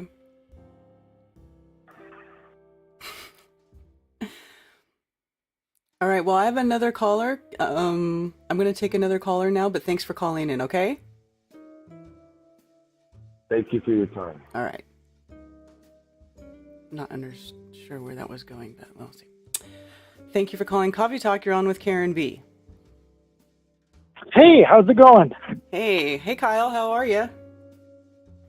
Doing all right.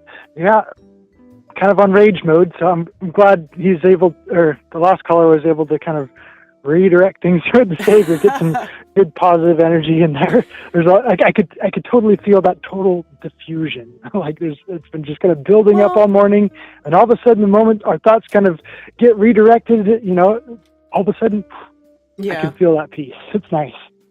Yeah. So I don't want to stir up all the embers again or anything like that. Well, it's okay. I was just listening to you there, and if he's just kind of acting like a troll, just treat him like a troll and block him. Oh, I did block him. Doesn't make much sense. I did block him. Oh, you did block him. Good. Good for you. Yeah. Good for you. Yeah. There's no if he can't, if he wants to act like a friend, then he needs to. If he wants to be a friend, he needs to act like a friend. And going on to that level, that's just absurd. So yeah, good for you for blocking him. Mm-hmm. Yeah, I was just blocking the guy yesterday because he was just getting a little too unruly and wants to act like a troll. He's like, "Oh, I'm a teacher, and you just don't understand. You're stupid. You're lying," and he's just going off on all this stuff. I'm like, hey, if you're a teacher, I really hope you don't treat your students that way, but I'm not really surprised because that's kind of public school for you, right? If you don't agree with what the textbook says, you miss 5 points. There you go. You get punished for it. You gotta agree with everything your teacher says. Otherwise, you're gonna get a bad grade for it. That's mm-hmm. public school for you. Yeah. So I told him that the number one role as a teacher is to inspire. And so all the way up until the point of me blocking him was me just trying to inspire him just as much as I possibly could. Just, let's just think about Gandhi here, okay? Gandhi was a guy who, he didn't limit who he considered a student by the walls of a classroom. He said, for him, the entire world became his classroom. He treated anyone he was trying to influence, they became his student. And we can just look at Christ. We can look at Christ. We can look at Moses. We can look at everyone. Okay, just like all of the many great teachers out in the world. It's by eliminating the walls of a classroom and just trying to inspire everyone. And when that happens and everyone becomes your student, then all of a sudden that's the mark of a good teacher, is your ability to inspire people. I just wanted to come and say you're awesome, and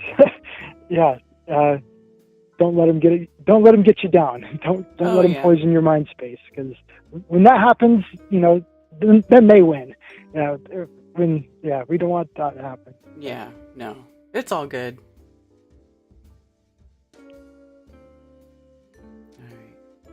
I had another question for you, too, over here. Was it about Tartaria or anything stuff that I was talking about? Was it about melted bricks or Tartaria or anything? No, nothing like that. I was just a question from Scripture Study from the other day. I was watching that, and I don't know if you want to go over to that, talk about that or anything like that. I was just you've been talking about Moses over there, and I was thinking about like the Passover and about like law of sacrifice, and kind of wondering what your thoughts are on that, and like, do you think like sacrifices should still be going on today, or kind of anything like that? You're kind of still over there in Old Testament mode, and I was kind of wondering your thoughts on that. You mean like the animal sacrifices that they make, that they say that? Yeah, that was a really big thing for them. They're building altars all over the place, and they're sacrificing all kinds of animals. And so it's kind of like, yeah, you think that's important today? Like, I don't see anyone really doing that anymore. Yeah, I don't see anybody. Well, I don't see anybody doing that. Most people don't. It is kind of weird. I don't know if it's important. Right now, I would say I don't think it's important, but I don't know. I could be wrong. You know what I mean? I certainly don't go out of my way to build altars and sacrifice animals to the Creator, and I don't feel driven to. So, I mean, I don't know if that's right or wrong. Yeah.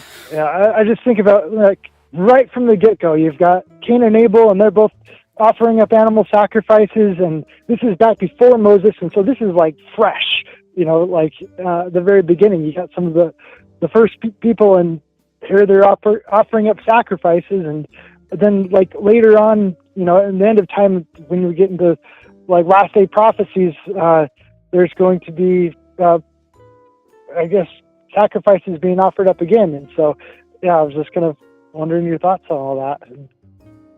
And if you don't know, that's totally fine. I was just exploring it. I like to ask random different questions that I don't see a lot of other people asking these days. Yeah. That's something that, like I said, I don't know. Somebody else asked me, I don't know if it was you or somebody else, but somebody else asked me about, like, if I was a Torah believer of the Bible. And I'm like, well, I'm reading it, and I haven't really made up my mind about it yet. I'm still trying to figure it out. I'm trying to find my way. It's like, we're all still new, and we're kind of crossing bridges as we come to them. And there's a lot of mysteries, and so I don't want to shoot you like you should know everything by any means. You're like, I'm just reading the book. Give me a break, please. And so I get it, and so that's fine. I'm not trying to like pressure you or anything like that. But you guys I guess what happens is when you guys get going into scripture study, you guys say phenomenal things, and as they say, when two or more are gathered in my name, there I will be in the midst of you, right? And so sometimes when that happens, like, phenomenal things just come out of our mouth, and then all of a sudden, we might have a question about it. It's like, I don't really know, but that's because it's not really me saying it. Does that make sense? It's actually kind of something that was led to you by the Spirit, and some things happen that way. So, I guess we'll have to talk to Jack about. I really got to try to find a time so I could actually like message in the chat. But I want to ask Jack about that when I get the chance. Is what his thoughts are on animal sacrifice and priesthood. Priesthood's kind of another big thing in Book of Moses there. As far as I know, he doesn't sacrifice animals.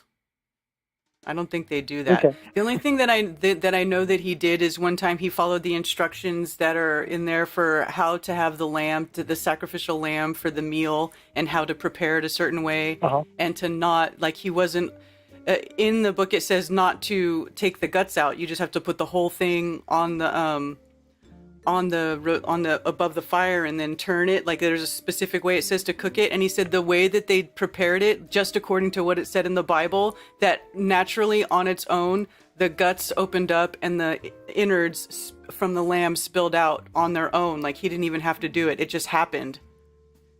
And then, isn't that crazy? And then, and then man, I wish he had a video of that. That'd be cool. Yeah. Although it'd be kind of gruesome. So someone out there is going to complain about that on YouTube. That's for sure.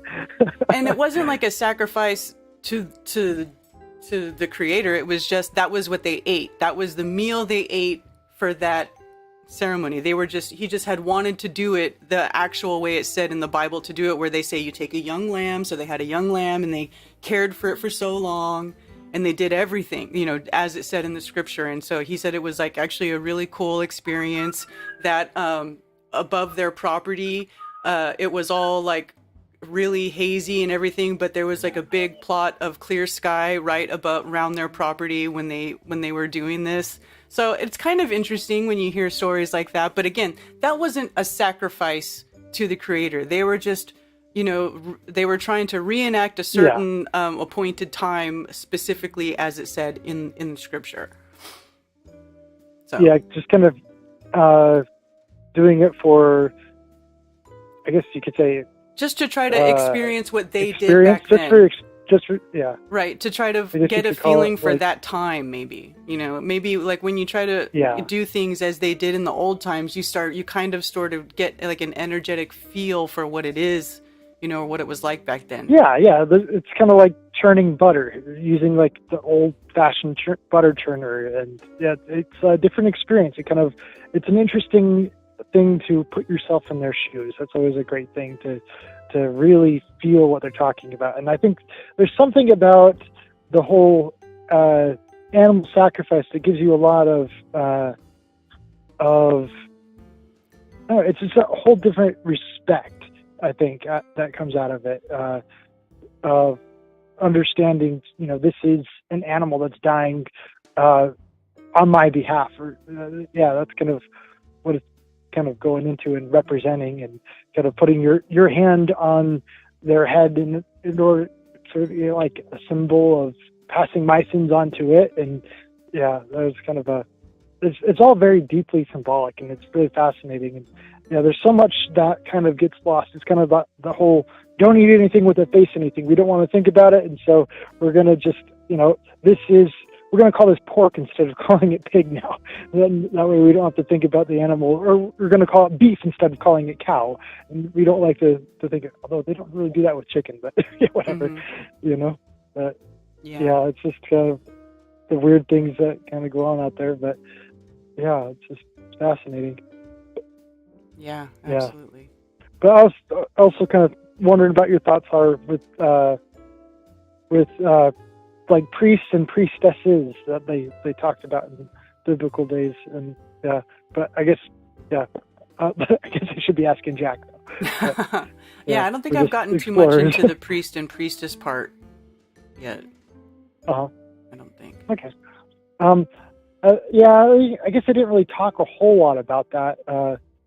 They talked a little bit about it in Abraham, and some different rituals over there, but I guess a lot of the rituals come out after Moses, and that's when they start really teaching the people about a lot of the things in the law of Moses. But, But I love your show though. It's good. I'm always learning stuff. And, I really enjoy the deep look at, you know, what the Hebrew means. That's really important. Yeah, absolutely. All right. Well, thank you for calling, Kyle. Always good to hear from you. Hey, good talking to you. Yeah, you too. Yeah, I got a fun video you're going to want to see about lunar eclipses. That'll be fun. So, okay, cool. Looking forward to it. Okay. All right. Cool. Bye. Yeah, man. I skinned my first lamb recently for the experience and to not let it go to waste. Not something I want to continue doing. Yeah. I did that recently. I had a rooster who was very mean, and he was hurting my chickens. And he was trying to attack all of us, so he had to be dispatched. And so, when we dispatched him, we also processed him and cooked him because I didn't want him to go to waste, right? He was a big rooster. And so I thought, well, at least, you know, we could process them and maybe use them for food for the animal, for the dog, whatever, cats, whatever. Anyway, so we killed the rooster, and I processed him because I wanted to try it. I had never processed a chicken completely. I've never processed an animal from beginning to end. either, although I did butcher a little bit of a deer a few years ago, because I had a whole like section of deer brought home to me and I had to deal with it, and not easy. But so when we took care of the rooster, I also cleaned. I read up on how to process a chicken, and that's what we did. We took him, hung him upside down by his feet, dispatched him, let the blood run out, and then I even got boiling water, this big pot, like I got my big pressure cooker of boiling water, and I got mixed some water. I got super hot water, dunk the rooster in the hot water, because whenever you process a chicken, you have to dunk them into hot water so that when you go to pluck their feathers out, the feathers come out easier. So took the rooster, dumped him in a big pot of water, and soaked him in there real good, and then pulled all his feathers out, which is a freaking job. I don't have a plucker. I don't process chickens on a regular basis, so we had to pull all the chickens out, one by one, and so we did that, and then I had to gut him. I had to cut his guts out. It was disgusting. It was disgusting. It smelled horrible. It was disgusting. But that's what it really means to, that's what people had to do for hundreds of years. Like, it's very recent that everything has become so sanitized and whitewashed, where now you just go to the store and you pick up your nice little neat package of chicken breasts or chicken legs, but you don't see how it got that way. How it got that way is a disgusting mess, and it stinks. Okay, and most people these days don't have the gumption or the guts or the fortitude to even deal with something like that. You guys would probably all starve to death if you couldn't go to the grocery store and, purchase your food in nice, neat little packages. So, when I had to deal with this rooster, I saw it as an opportunity to learn how to process chickens. Now, I didn't realize how different a rooster is from a hen. I mean, they're extremely different. So processing a rooster is, in my opinion, probably not going to be as easy as it would be to process a regular hen, because they have a different anatomy and stuff. But we did. We plucked all his feathers out. I cut his butthole out. I pulled his guts out. I pulled his nasty gizzard out. All the blood and his shit-filled guts. I pulled all that out. Okay, and then I had just the chicken, and I put him in a pressure cooker, and I cooked them up. Okay, so just so you know, yes, yeah, but see, most people, if you grow up doing it, it's there's nothing like, it's not a big deal, but it is disgusting. But I wanted to do it because I wondered if I could do it. Could I do it? Is this something that I could do if I had to do it? Can I walk the walk? Really, basically, is what it came down to. And I did it. So, there you go. Yeah, I'd love to build a smoker. Oh, yeah. Gizzards are tasty. Well, I have to get better I have to learn how to better butcher a chicken. I have to learn how to better, I'm not that good. And I think I need a better, a knife for specifically. We used to have wars with the guts. Yeah. I'm actually okay on a vegetarian diet. I did okay on vegetarian diet, but I do eat meat now, again. And I also have children that I feed who want to eat meat.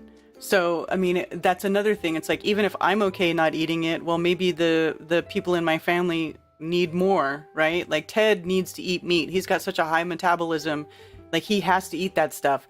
So then it becomes, okay, if I wasn't able to get this stuff in neat little packages anymore, what am I going to do? Am I going to know how to properly process these animals to feed my family?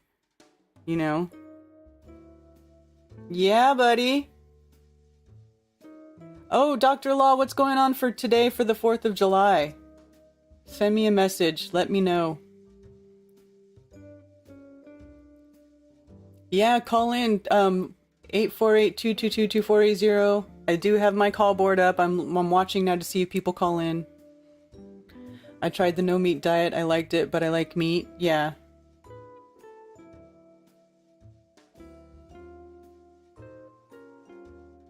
Yeah, I've done a lot with deer and chicken, but that's it.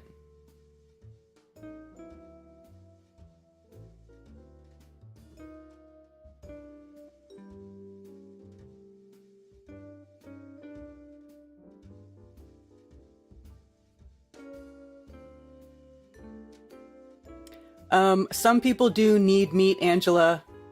I don't want to get into it, but everybody's different. Everybody's physiology is different. And some people, when they don't get enough protein because their metabolism is different or they have a high muscle content, some people need it.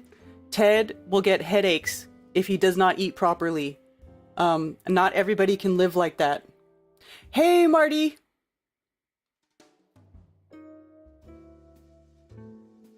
So I don't agree that there's people that don't need to eat meat. I think everybody has a different physiology, and some people need it more than others. Some people do well just without it, and other people don't. And that's just, I've seen too many people. I've talked to, and I've seen a lot of people who were vegans, and a lot of, especially females who are vegans, and they, yes, they do. And I've seen a lot of especially female vegans who've started to eat meat again because their health deteriorated so bad. Their teeth were rotting out. They were having brain fog. You know, okay. You don't have to. That's the beauty of free thought and free will.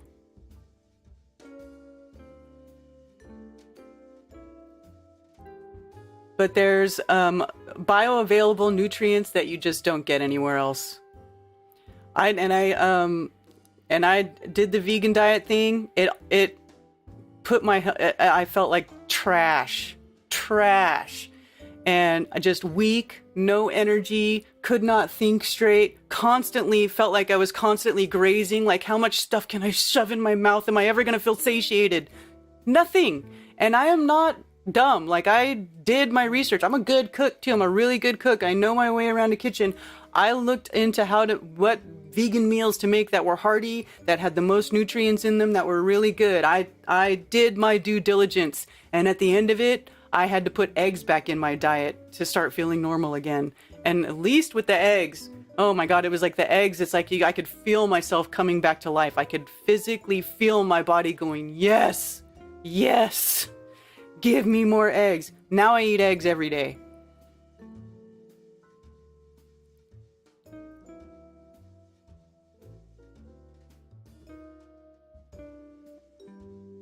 If shit collapses, I'm eating you pure vegans just...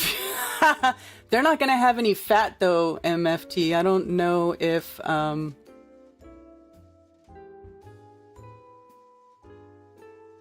Ooh! Thank you for calling Coffee Talk. You're on with Karen B. Hold on. Queen B, how are you? Hey, Dr. Law. What's going on? Nothing much. Yeah, hey, what you guys? I thought you guys had something going on for the 4th. No. Oh, well, I don't. I'm over here with my brother. I'm here in Spartanburg. Spartanburg? You guys want to come to? Yeah, it's near Sarah's house. Okay. Yeah. I'll send you the address, and you want to come? It's around 3-4 o'clock. We're gonna have some food, and there'll be a bounce house and a water slide for the kids, and there'll be music. Good old, get together. Oh, that sounds awesome.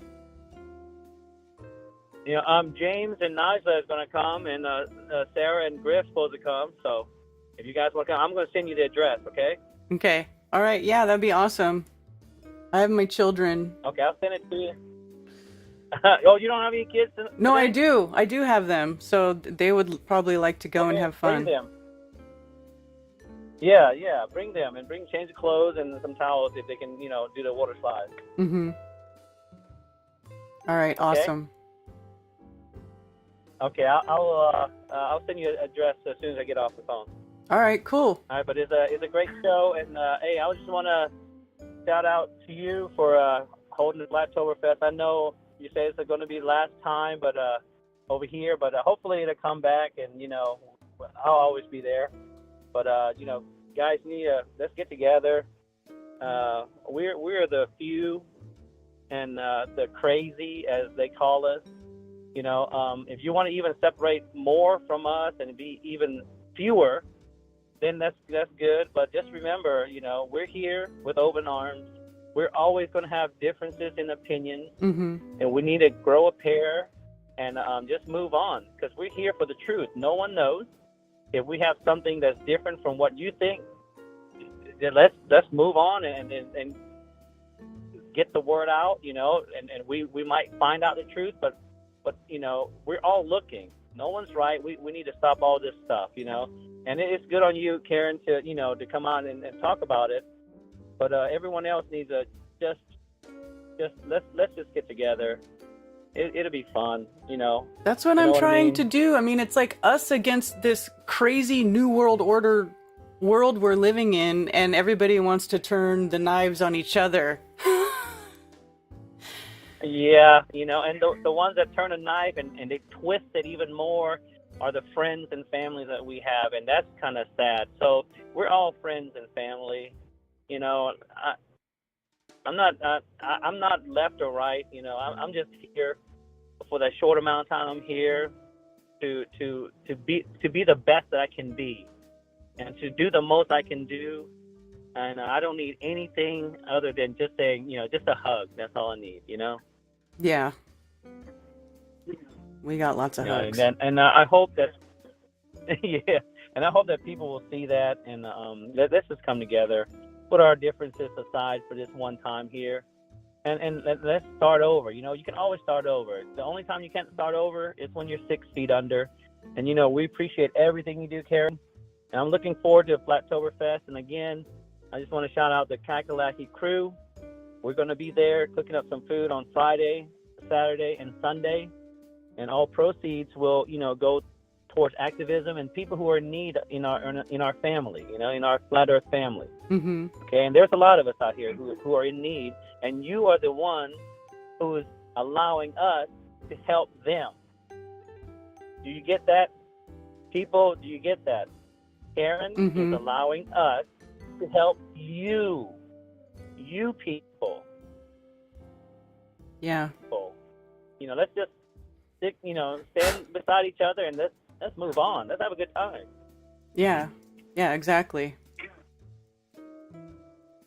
Thank All right, you, Dr. Law. Let me text you. Let me text you the address, and I gotta run. I'm getting ready. I'm heading out here with my brother now. All right. All right. Much love, Karen B, Queen B, and everyone out in the chat. All right.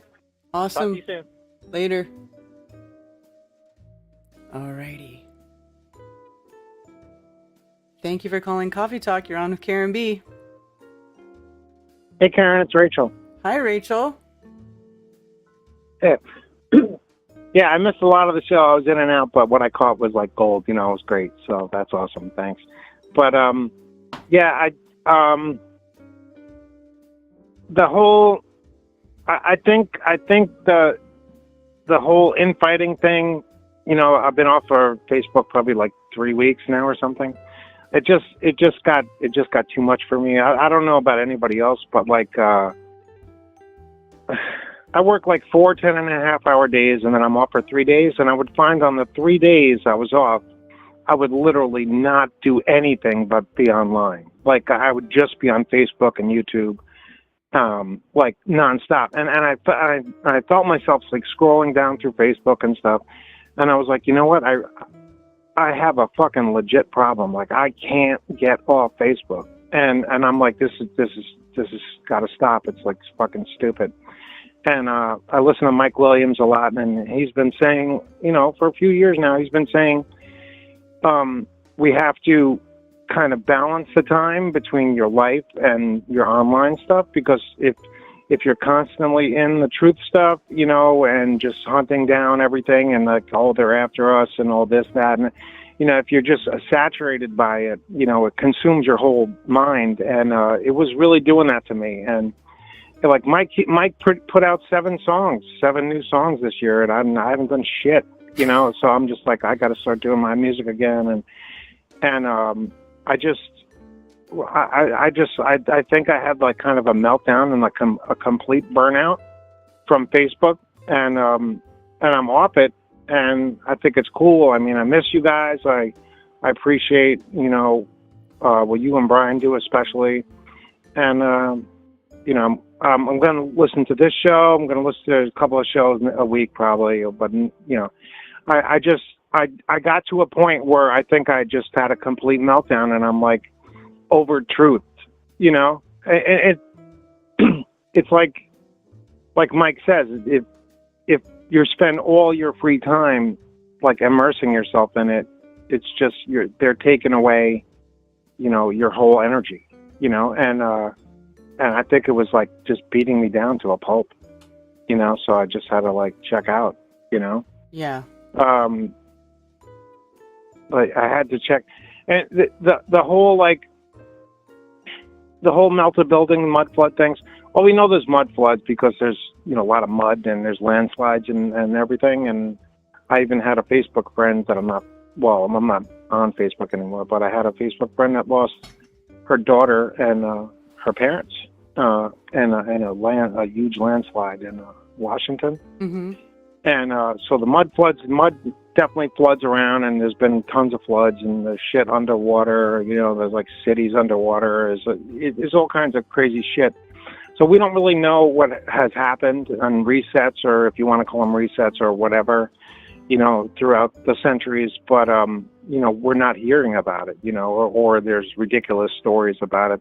That's like my whole thing with the whole, you know, mud flood, melted buildings and everything. My whole thing is, I just, you know, I'm not buying into anyone's personal, you know, view of it. I just know like, that we're getting lied to in real time. So like definitely history is definitely complete bullshit. Like today, like 4th of July. And so we're told that a bunch of douchebags with wooden teeth and muskets took down the strongest military empire in the history of the world, which is the British Empire. The British Empire, like, invaded the world over, like, a few times, you know? And a bunch of douchebags from New England just kicked their ass, you know? No. It's fucking ridiculous. And K-Dog, when I was working at the school, he pointed it out. It's like in every history class, in high school history class in the country. The standard poster, you can buy it on Amazon. The standard poster says the signing of the Declaration of Independence. And I did a video on it. I actually made a channel for K-Dog. It's out there somewhere. But he did a video in the school, and I said, you know, yeah, explain K-Dog and your theory, because I never heard anyone say it but you. He was like, okay. So he gets in front of the poster, and he's just like, okay, so here's the signing of the Declaration of Independence, right? So where's an American flag? So there's no American flag, and then people are like, well, there was an American flag then, you know, because it wasn't a country yet. I said, but they have a 13 colony flag before that. Mm-hmm. I said, where's the colony flag? Where's any? You know what flags they had? It's definitely in your kids. If anybody has kids in public high school, or you know, you could just look it up on Amazon.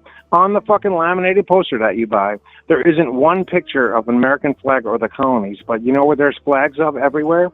Britain. There's UK flags, and there's the Knights of Malta flags. So that's like in your fucking face. Your kids are looking, they're reading about they're studying about the American Revolution, American history, and they're showing, hey, look, kids, here's the sign of the Declaration of Independence with all British flags all over it. So does that make any sense? And like where I live in Connecticut now, it's like unbelievable. Like every fucking town is named after a UK town. I mean, everything in New England, like just you know, Windsor and Glastonbury, Manchester, Birmingham, so these people fled from the UK, and the first thing they did was start naming shit after the UK, cities in the UK. Like, does that make like any fucking sense whatsoever? You know, I'm so against England that I'm just gonna, in their honor of the Queen, I'm gonna, just name every fucking place exactly like a British town. Yeah, and then even to It's add to fucking that, stupid. but even to add to that, Old New York, there's even the song, Old New York was once New Amsterdam. So where do the Dutch come into that? What were the Dutch doing? Yeah, the Dutch. I mean, I know in grade school textbooks it says that the Dutch were like the biggest, landowners for a while here or something. I know it says the Queen. Who knows what was real, but they said that the Queen Elizabeth owns an eighth of the planet, or of the plane, I should say, and it's something like 13 billion acres or some shit, and then I had a friend from England. He was back and forth through England. Now he's back in England permanently, but through high school he was here, and I'm like. So Americans always said, like, oh, they don't need the royal family anymore. It's just tradition. It's just respect for nostalgia and tradition and stuff. I said, Frank, is that true? He's like, it's complete bullshit. He goes, the Queen's the Queen because she owns everything. So she owns, she owns England and like Australia, New Zealand, most of Africa, Scotland, Wales, like everything, right? So no one's honoring anybody, because of tradition. It's like, that's the fucking landlord, But I'm not gonna stay on anymore. But my thing is, it's like, I just, this is one of the main things I forgot to say. So I had this Czech friend of mine. She was from Texas. She was visiting New York, and she wanted to do all the tourist shit. And I which like I was like, oh no, tourist shit. Yeah, so I'm like, okay. And unfortunately, she bought all this shit on Groupon, whatever, all the stuff she wanted to do. So one of the things she wanted to do, this was when was this? This was a few years ago. It's probably like 4 years ago. Or something. Yeah, she wanted to see the 9/11 museum, and so I'm like, oh my God, are you serious? You know how I feel about all that bullshit. So she's like, oh no, I just want to see it, So we went to the 9/11 museum, and for us, that's like, kryptonite to like Superman, whatever. So you go in there and like just from every possible, you can't take pictures. There's some areas that you can take pictures, but then there's most of the areas that you can't take any pictures or nothing. And we're getting lied to like in real time. Like, so every angle there's like speakers telling you, and then I saw the plane hit, blah, blah, blah, and it's just this complete mind fuck, like you would never believe, like beyond Twilight Zone. You walk in there and you're just like, I'm just getting like mind fucked from every possible angle with this bullshit propaganda. And there's even a booth. There's like an old school like booth that you would go in and like take pictures if you're on a date or something, like Happy Day style or some shit. Remember the shit like that? So there was like booths. And it's like, it's like a video recording booth, and it's just like, tell us where you were, and how you felt on that day, So I went in there, and I'm a complete wise ass, So then I just started saying this horrendous shit, like just like sarcastic as fuck about that inside job, demo job, all that shit. And then I said, and then you could push delete, and I just said delete. I said, I don't want this in there, even though it probably is already, Mm-hmm. But I started cracking up. I just couldn't handle it. I said, I was doing like cartoon voices and shit, and just I don't know. It was ridiculous. But yeah, my friend Jessica, I was just like, I can't believe you. And here's one of the most fucking crucial things Brian ever said. So there's actually a window, right? They have that beam there. It's in like a spotlight, mood lighting. You know that beam that looks like a crucifix and shit? That's there. It's like so. It's like so fabricated. You know, it's like a beam stuck in some cement, and you know, it looks like a crucifix. Like, oh, look what we found. You know, it's a sign. You know. So it's all bullshit. But there was a window, and it said, "This is the window." You know, this is one of the windows. You know, that survived or some shit, or like I think they said it was a replica, but it was like the exact dimensions of the windows. You know, on the building. And so I'm like, oh, wow. This window's like 4 feet tall. It was like 4 feet tall and maybe like 18 inches wide. And that's totally wrong, right, Brian? It was like, what did you say? They were like 7 feet tall? Or some shit? I have no idea. Brian said the windows were like 7 feet tall, right? Or yeah. they would this have to be like, according to how people standing in the pictures next to the window. Maybe is what he meant. Yeah, there was no way it was like 4 feet tall. But they said this was an exact replica of you know, the size of the windows, and it was just like, wow, if it's a 4 foot tall window and it's a really big tall building, you would look up and those the windows would look like chiclets. You know what I mean? Mm-hmm. So that doesn't make sense. Anyway, I'm gonna get off, but yeah, fucking great show, and I don't know. I'm probably gonna be at Flattoberfest because I gotta save up vacation time, and hopefully it'll go better than the last time. Remember last time they said that the fuel gauge that's ironic, right? They said the fuel gauge didn't work on the plane. Oh my gosh. So then they said they were going to fill it up. They said they were going to fill it up all the way, but then there would be too much weight. So then they had to get 27 people off the plane. So then no one wanted to leave the plane. So then they were having a lottery, and then the hours were clicking by, and then they canceled the whole flight. And then they gave me a flight for 6 a.m. and I forgot I didn't set the alarm right, and I fucking slept through it. Yeah, that's right. Yeah. Remember that bullshit? Yes. Well, yeah, hopefully that won't happen. All right, well, it'll be good to see you again. I was thinking about Ted the whole time. I'm like, oh, you motherfucking lying motherfuckers about the jet fuel, which is kerosene anyway. You know? It's like, you motherfucker. I'm like, go out there and fill that shit up. I want to see it right in front of my face, you know, bitches. All right. Okay, all right. Thanks a lot, Karen. I'll see you later. Later. That's funny. A little less F-bombs. What can I say? You know, we drop a lot of F-bombs here. I drop a lot of F-bombs. I can try not to do it, but they just come out. I'm just a potty mouth, you guys. That's part of me taking personal responsibility. I have a potty mouth. I apologize. If you have young children that you don't want to be hearing potty mouth words, don't play my stream out loud. And I don't know. It's just who I am, so I'm sorry. Sorry, not sorry.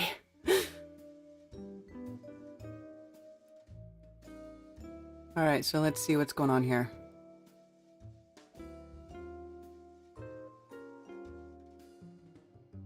The Bible the settlers used was the Geneva Bible? The Geneva Bible, huh? I've never even heard of that version.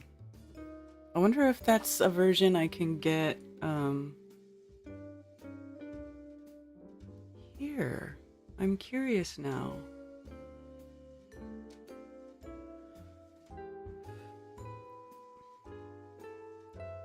If I can even get that in my program.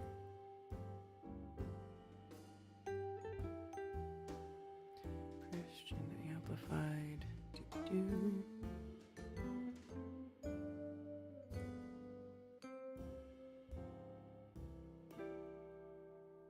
There's like hundreds of versions of the Bible. It's like every language.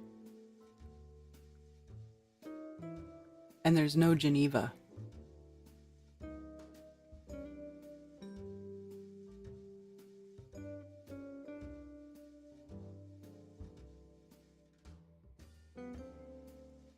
Literal Bible Standard Version, James Murdoch, Testament, Revised. Wow, no Geneva version.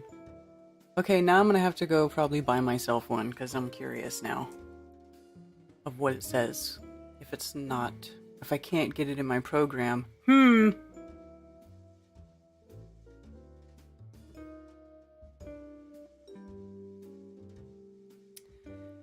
Thank you for calling Coffee Talk. You're on with Karen B. Hey, Karen. How you doing? Hey, Ben. How's it going?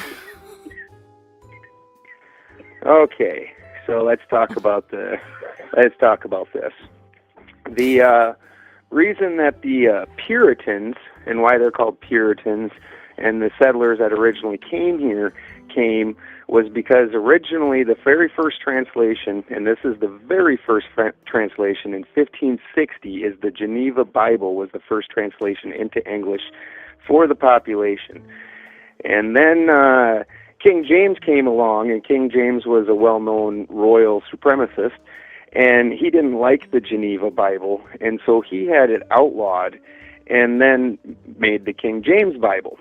Well, these people didn't hate their country. That's not why they left. They didn't hate their land. They hated that the king outlawed their Bible, rewrote it, and made it into the King James Bible. And so they came over here to express their religious freedom of the Bible that they originally had, not the one that the king rewrote.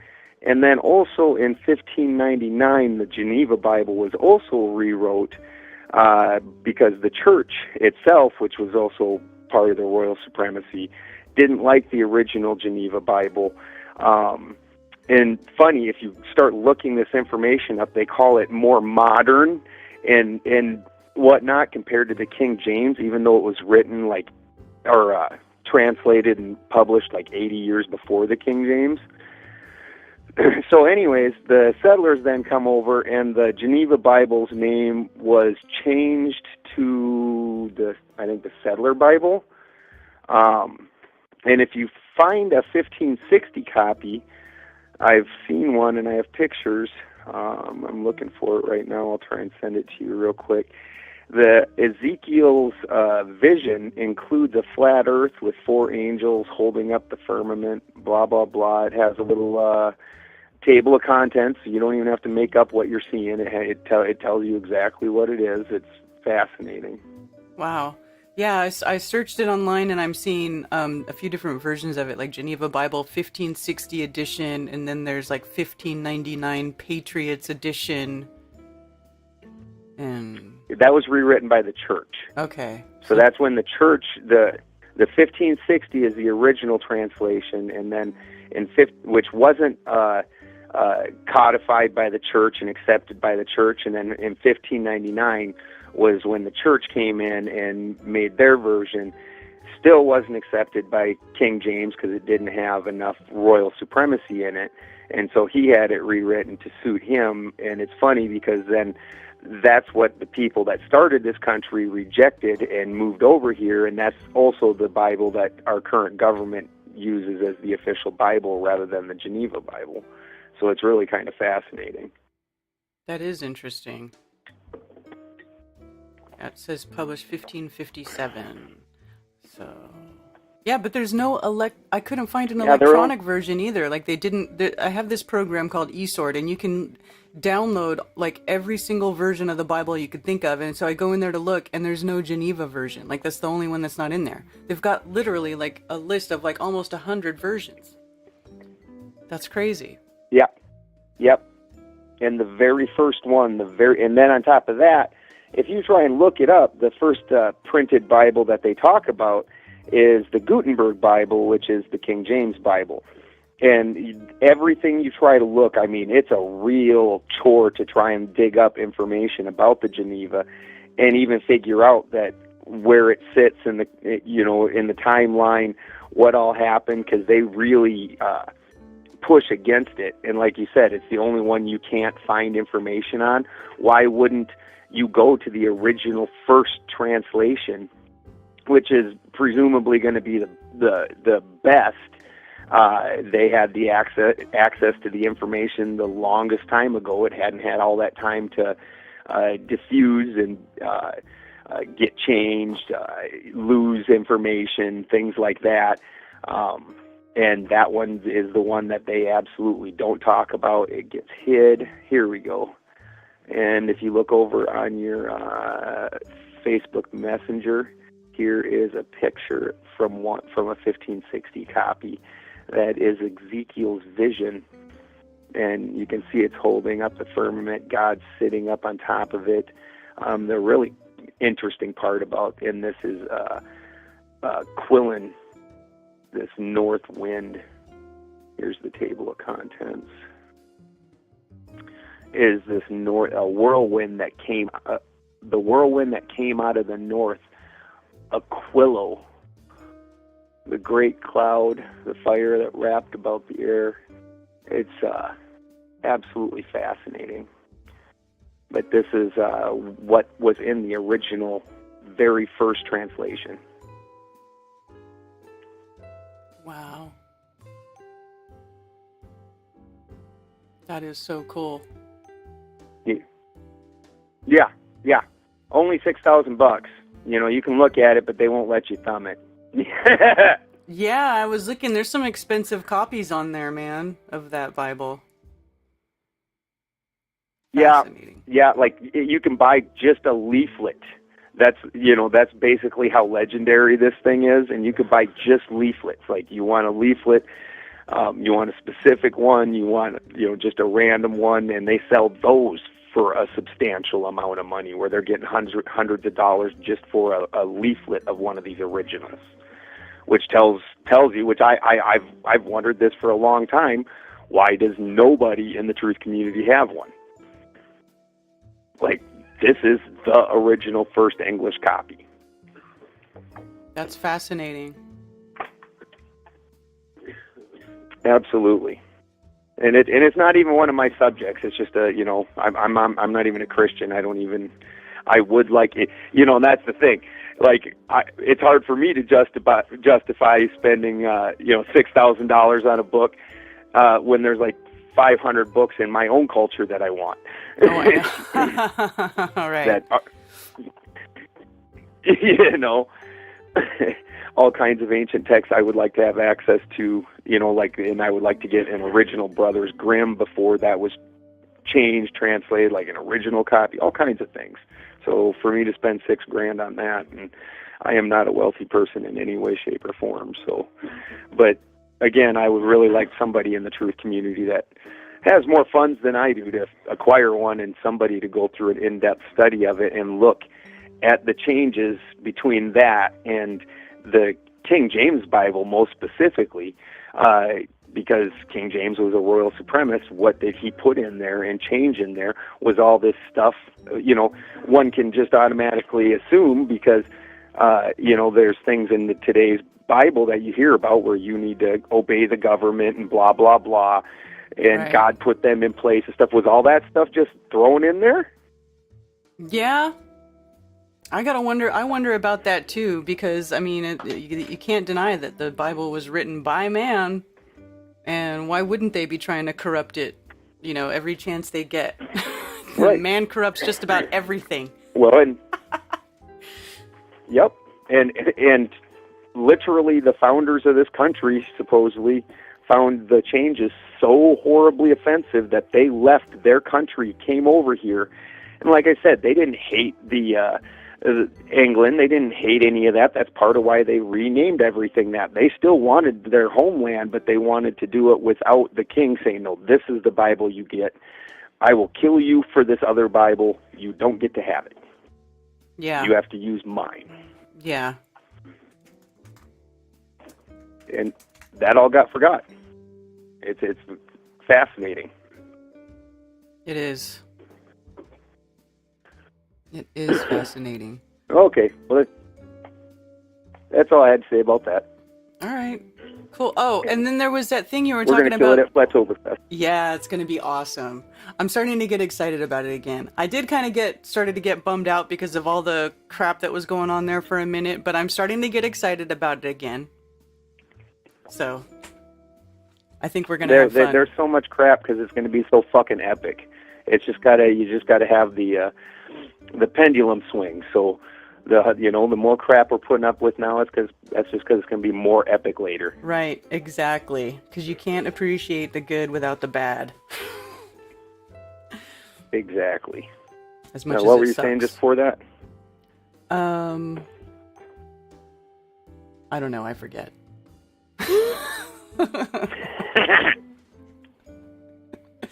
But I do think we're going to have fun. That's great. It's going to be a great time. It's going to be a good 100%. mix this year. I got some people participating this year who haven't been presenters before, and then I've got some people like you're a first time presenter for Flattoberfest, and then I've got some other people who have presented before. So it'll be a good mix. I think it'll be fun. I'm starting to get excited about it again. And I still think this might be the last Flattoberfest, at least for a little while, because I don't know, man, it's rough. I don't know. Well, we'll see. I guess I shouldn't say that for sure, but we'll see. Well, I'm fully down with helping for the West Coast Flattoberfest. We are distinctly lacking over here in the West Coast. Yes. Which is shocking because, I mean, we've got the giant population centers. And honestly, you get just outside of those and things get way less liberal crazy. You just can't be near like the Bay or anything like that. But even out just north of Sac, like actually there's I don't know if it's quite big enough, but there's a biker club that does sessions and rents out their building. A biker club? That's hilarious. Could you imagine?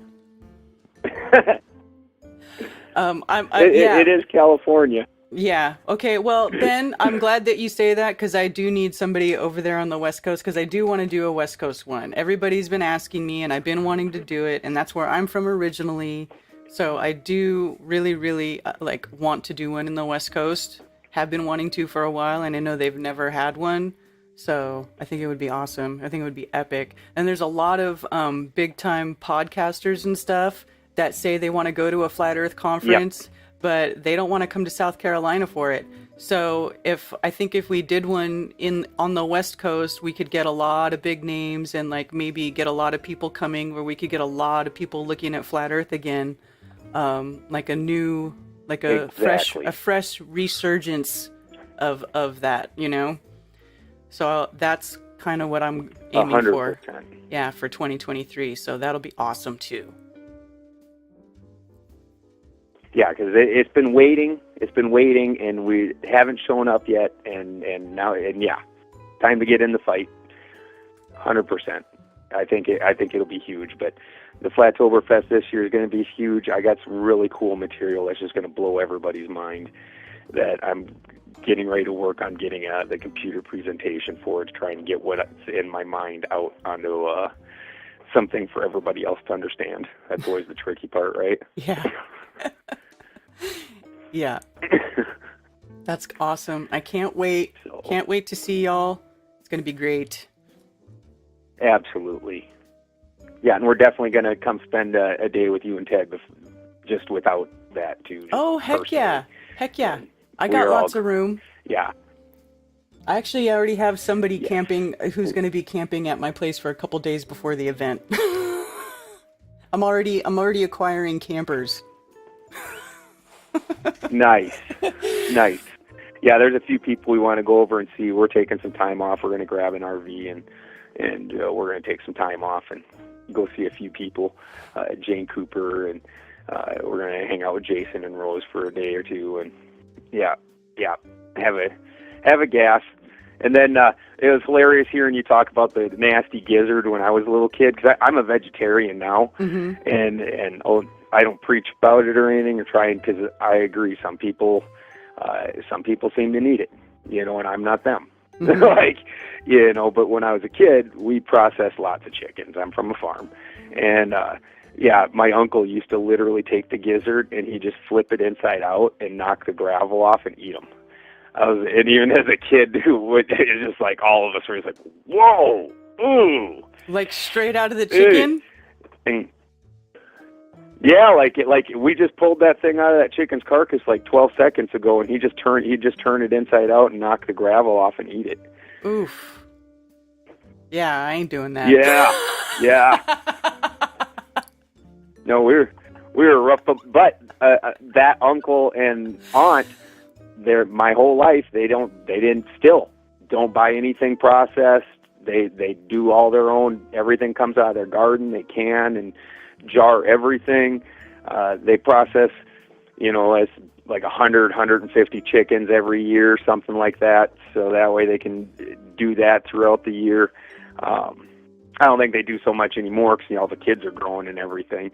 But yeah, when we were kids, that was a normal thing, and it was kind of funny hearing you talk about it. Again, I'm a vegetarian, so I'd never do anything like this today. But when we were kids growing up, we used to play. Especially the intestines, because you could whip them, and you could like run up behind your cousin and whip the intestines around their face, and like whip around. It was gross as hell. And you just laugh and run. Oh, that is so gross. Yeah, absolutely would never do anything like that today, and it's cringy for me that was something we did, but that was our life then, and it's just how it worked. And I didn't have to kill the chickens, but we had to process them. And when we were kids, you start doing weird shit. You got a whole pile of guts. Throw them in your cousin's face. It's funny. Yeah. Oh, that's so funny. Oh.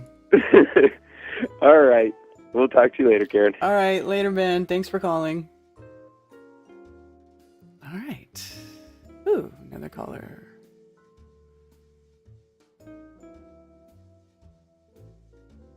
Thank you for calling Coffee Talk. You're on with Karen B. Hola. Hola. Who's this? Hi, it's Valley Park. Oh, hi, Valley Parks. How are you? I didn't know if that was me. I needed somebody, right? I was like confused. So we got a meat smoker, and hubby's vegetarian. He's like smoking all this meat.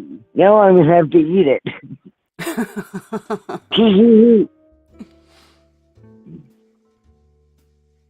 Anyway, we had a visitor last week. Would be like a week ago Thursday. I told you about that. Mm-hmm. And just let me give you like a little picture. Hubby wasn't coming home, so I went to close the gate, and my little like Crocs on, and my little dog, and no, I have a big dog. She's a pit bull. Sorry. I'm a walking stick in my Crocs, and I was talking to my goat, and I was gonna go fly for him and give him some popcorn, and everything was beautiful, right? Mm-hmm. And I don't know what happened. I had put a trash bag in the back of the full-size truck, and there was a man in a jumpsuit. It was all shiny. You know what that means? No. There was no tail, there was no ears, and his armpits were over the tailgate. I'm 5'10", so he would be my size.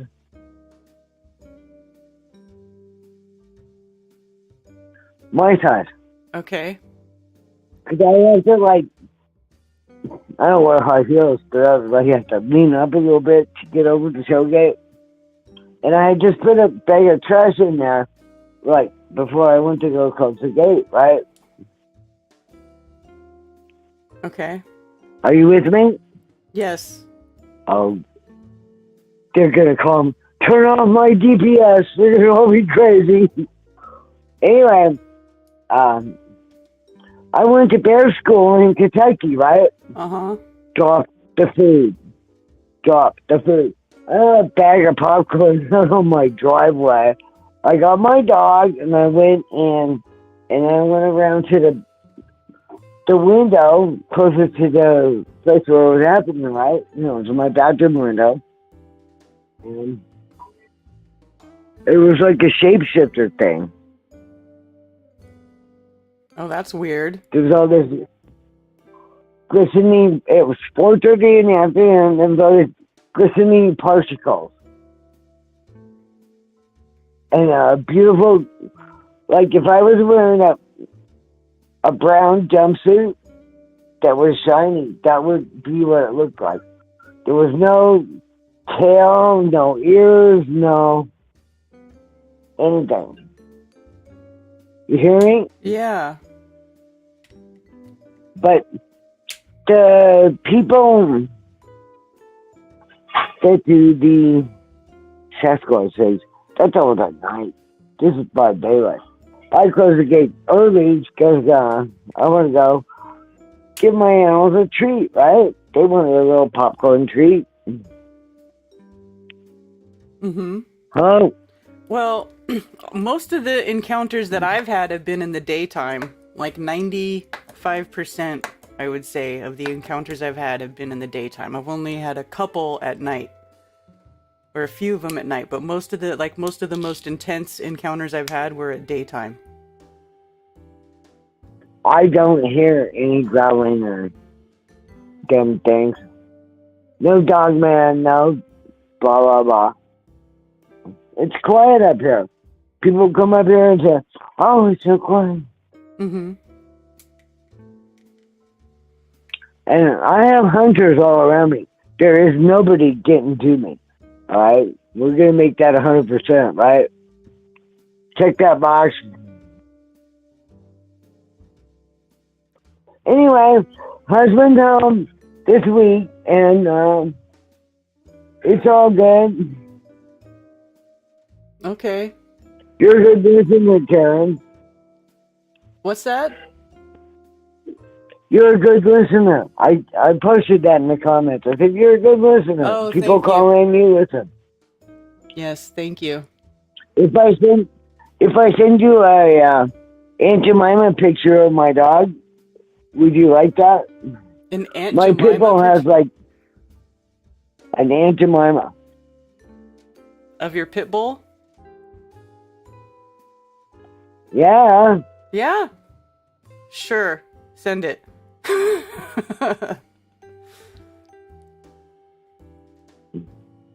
Anyway, we have a lot in common, and I appreciate you. And well, I'm not taking sides on all this crap. I don't know.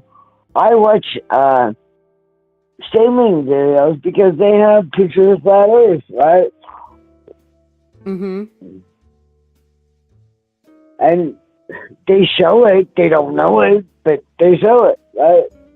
Yeah. Do you want me to say their names, or is that a secret? Well, I don't know. I guess it's up to you. I'm not sure who you're talking about. Man, just Google sailing around the world. These people went to the Panama Canal and they videoed it. It was so cool. And I sail. My husband sails. I can drive a truck. If it has fur, I can ride it. If it has tires, I can drive it. Right? Mm-hmm. Tee.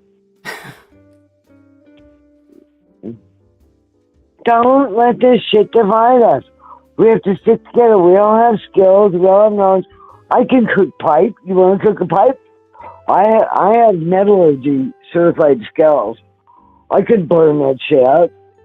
Anyone can burn that up. We just have to decide what to do, right? Yeah. And I've been on all year for Oktoberfest, and even if I can only go for a day, I love you. Thank you. Good. I'm glad you had fun. I can only go for a day. I don't have caregivers that can come in and take care of everything. I know. It's hard for you to get away. I know. But I always make it for a day, right? Mm-hmm. Anyway, I love you all, and I don't care what it takes. Fly, run, jump, scramble, get new tires, rebuild your engine, get it done. There you go. Rebuild your engine. I don't care what it does. Get it done. Go to Oktoberfest. You know why? Because we all need each other. Yeah, for sure. All right. Thank you, So, Valley Parks. I've harvested 2 bowls of green beans from my garden because I'm later than you. Oh, awesome. Love you, Candy. All right. Take care. Thanks for calling. Adios. All righty. Let's go to our next caller. Thank you for calling Coffee Talk. You're on with Karen B. Hello?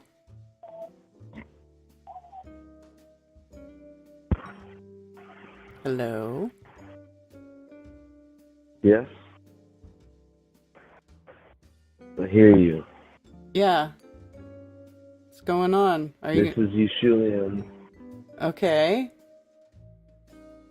What you got? You got something to say? Yeah, yes, I have plenty to say. Okay. And my basis is Yeshulian is the way, the truth, and the life. Okay.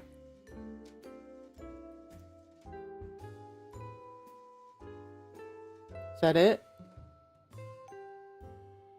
Well, I mean, yes, I have plenty to say. So the basis is our channel. This channel is the Earth is flat, and so what I was speaking to you was that the Earth is flat is the basis. And what I talked to you about was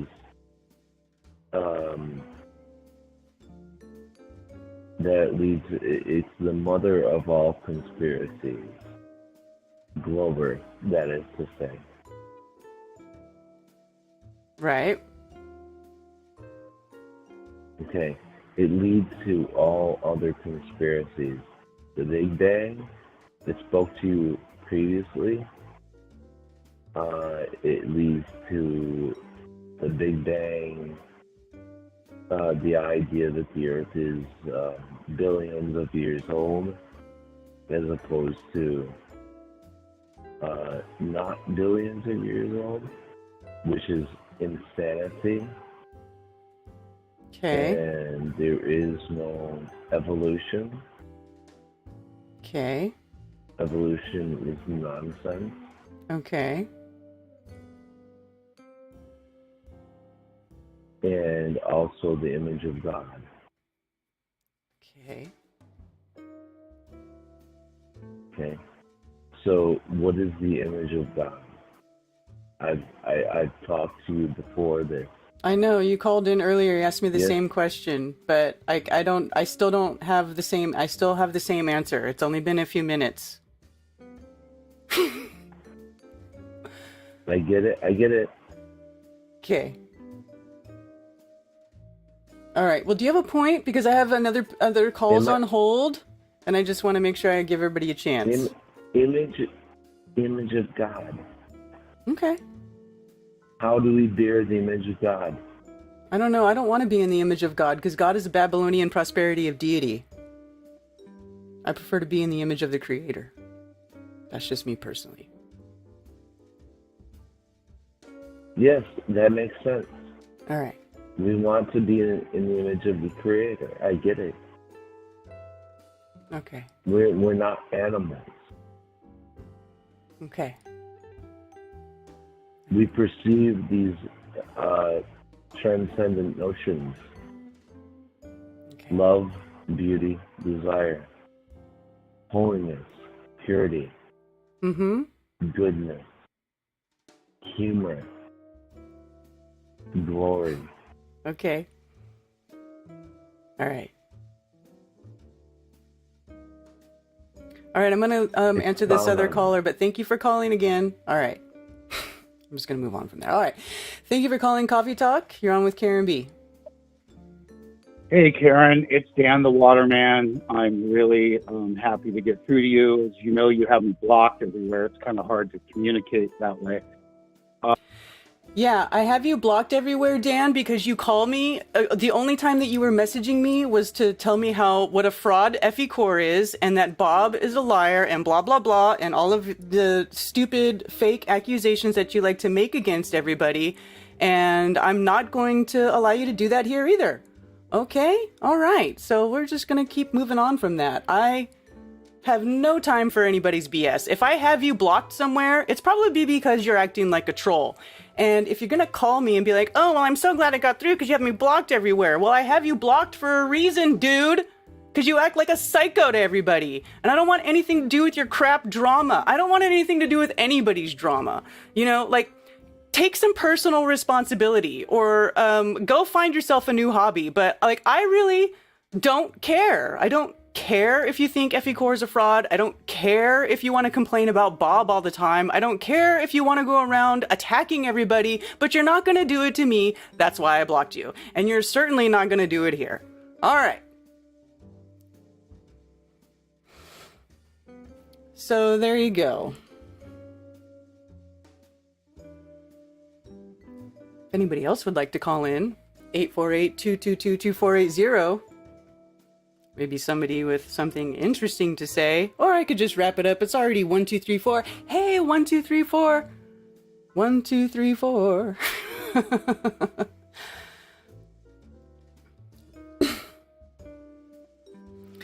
Yeah.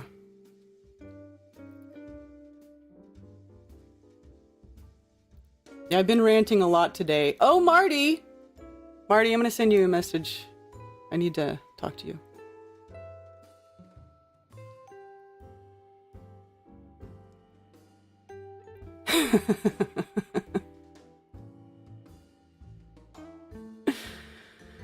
Yeah, so anyway. No, it was a different person who wants to troll flat earthers. I swear, some of the worst trolls are like other flat earthers. I don't know what it is. I really don't know. I'm not a psychologist. I don't want to psychoanalyze people. I don't know what it is that gets in people's heads where they just feel like they just have to keep going on and on about something. Like they build up these conflicts in their head that don't actually exist. And then when people blow them off, they're like, why aren't you listening to me? I hate your guts. Why don't you listen to me talk about why I hate your guts? I hate your guts and you need to hear why, and I want to shit all over you. Why don't you listen to me just shit all over you? Listen, I have no desire to entertain that silliness. And like, I don't do that to people. Like I said earlier, I expressed my opinion about an idea. I don't want to go around trashing people. Sometimes it happens. Sometimes I say mean things. I am a person. I make mistakes. I am not perfect. But like, I'm not going to make it my life's mission to go torment everybody who doesn't agree with me or who just doesn't want, or who just doesn't want to, I don't know. I just don't, life is way too short to have that sort of energy in my space. Like, I don't need that energy in my space. If you don't like what I do, if you don't like who my friends are, I don't care. And it's not, I'm not here to please everybody, I really don't care.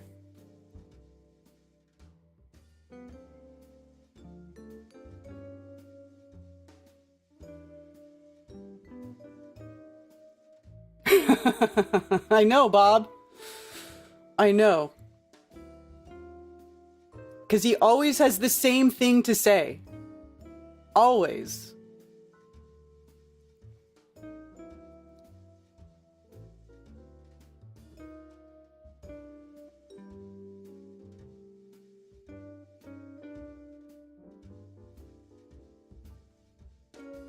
All right.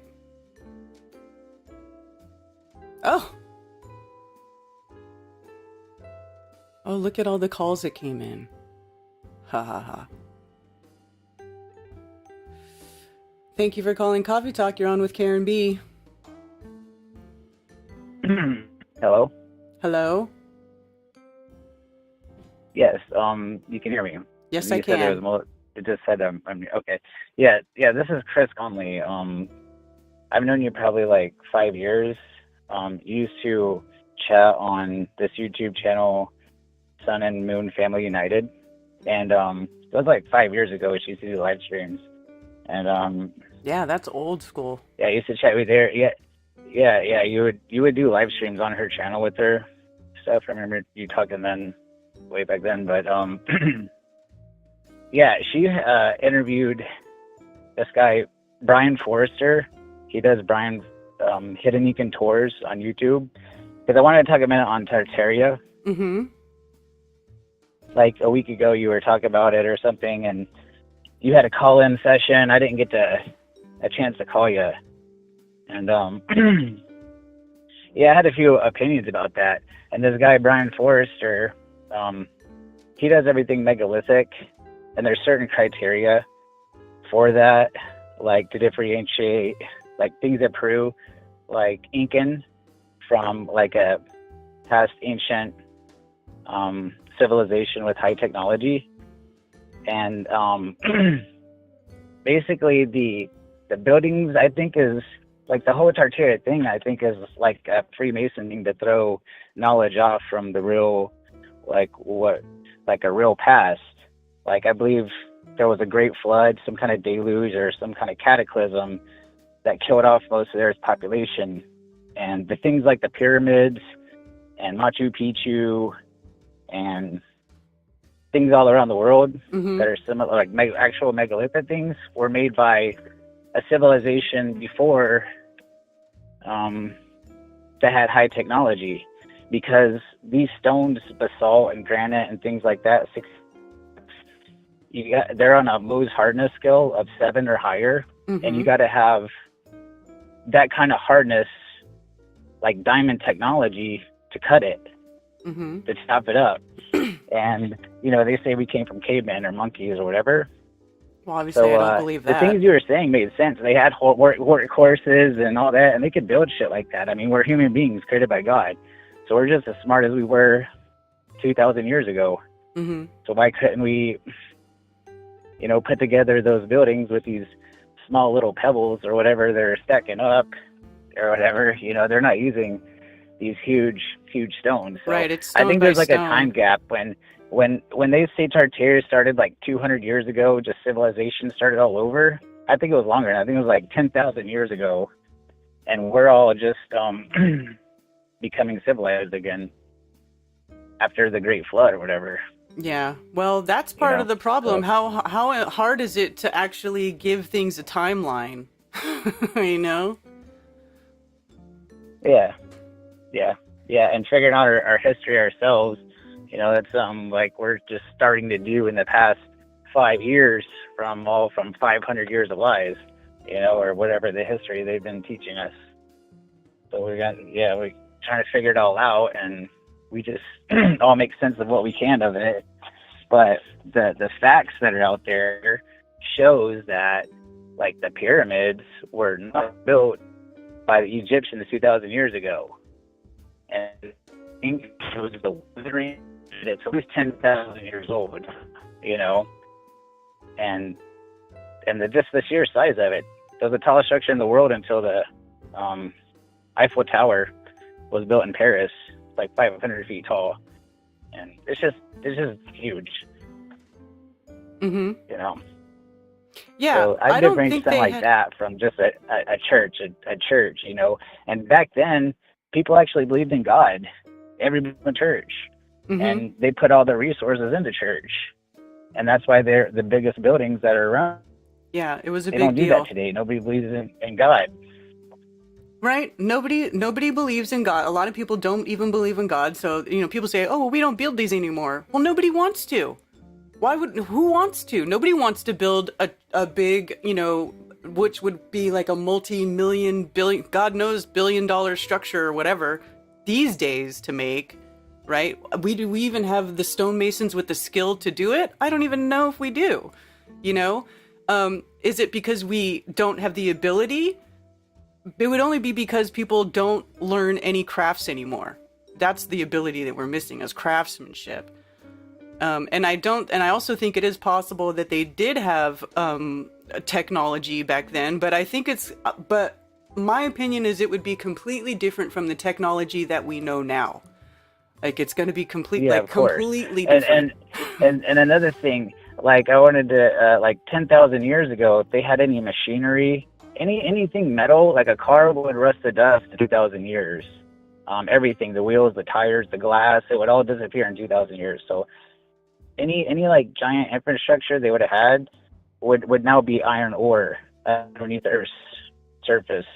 You know, it'd be just rusted away. So the only thing is left standing is these stones, these granite stones and stuff as evidence. You know, but yeah, we had to 200 years ago use horse and buggy or whatever, manpower. Mm-hmm. Yeah, and I mean, it ain't like they're a freaking pyramid. It's just a big ass huge church, you know. And a lot of these things too, like in Europe, they built on top of megalithic stuff. There'll be like the megalithic base, and then they have the shit they built on top of it, you know, the smaller stuff. Mm-hmm. But yeah.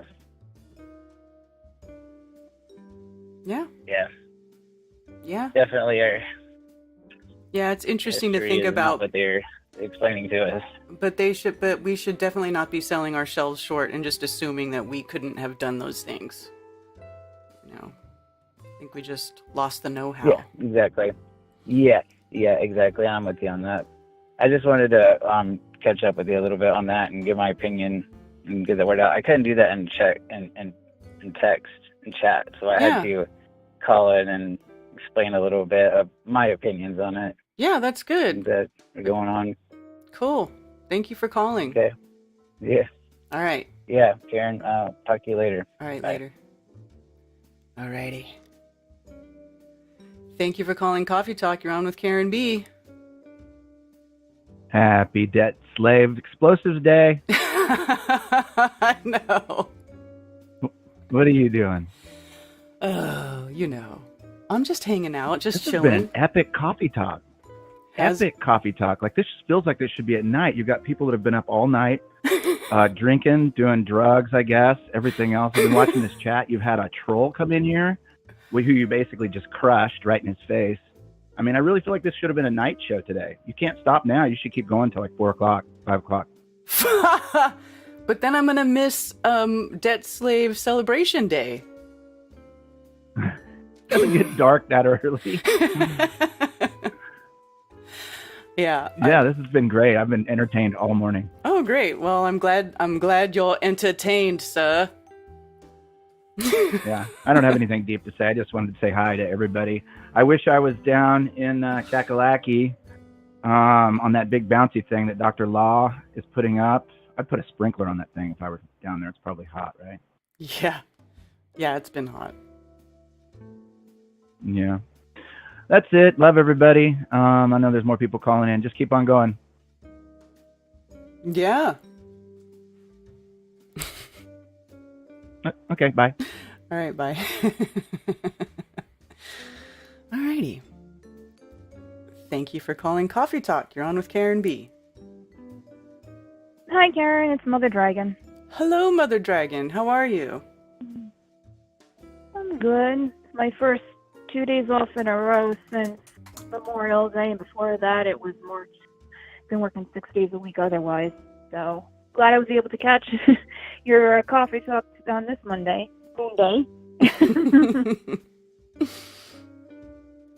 So what's going on with you? Oh, well, just, trying to get through things, not allowing work to get, just get me, because it is very stressful, especially this time of year. But yeah, just doing my thing. Yesterday I went to, here on Long Island, we have Lewin Farms, which is like the first U-Pick farm that opened up here. So I went and picked my own berries and, spent time outside for, a little over 3 hours. So it was a great way to just relax and, just get away from the mundane. Yeah. Sounds nice. What kind of berries? Well, the week before I went as well. I didn't pick them this week. They had gooseberries and currants. But this week I did pick black raspberries, blueberries, and, your average raspberries. And with the next couple of weeks, they will have the blackberries ready, the peaches, and all sorts of stuff. So, I'm not able to grow my own garden where I am right now. So, this is the best way to go and, just connect, with nature, because you're there in the field and you have all the bugs, you have the rabbits, you have birds and all sorts. And they tell you, pick at your own risk. I thank the plants when I'm, picking the berries, for their lovely fruits. It's just, like I said, a way to, unwind, relax. Of course, a little sunburn here and there, but, it's the price to pay for being out in nature. Yeah.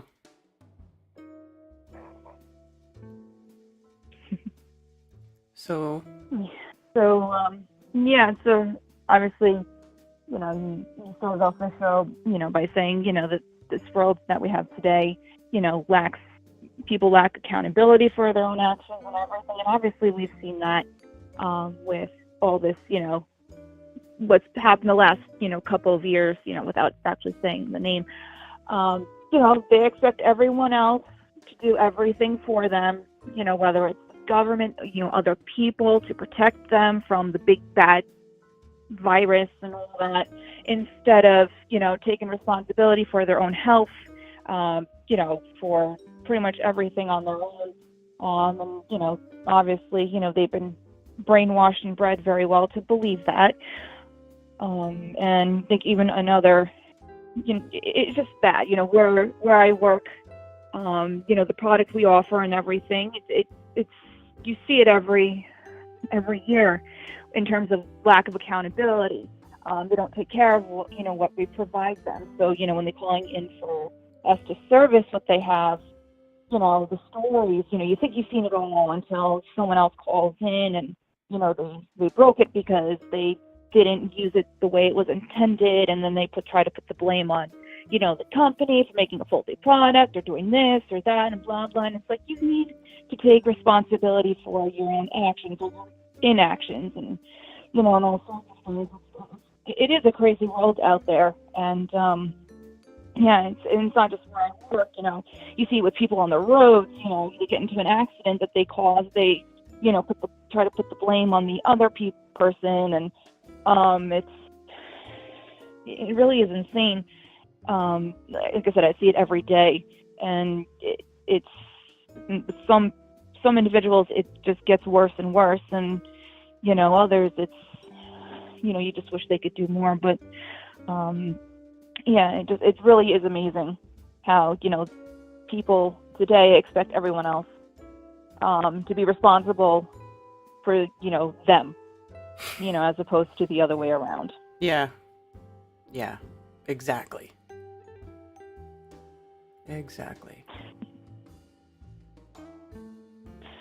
All right.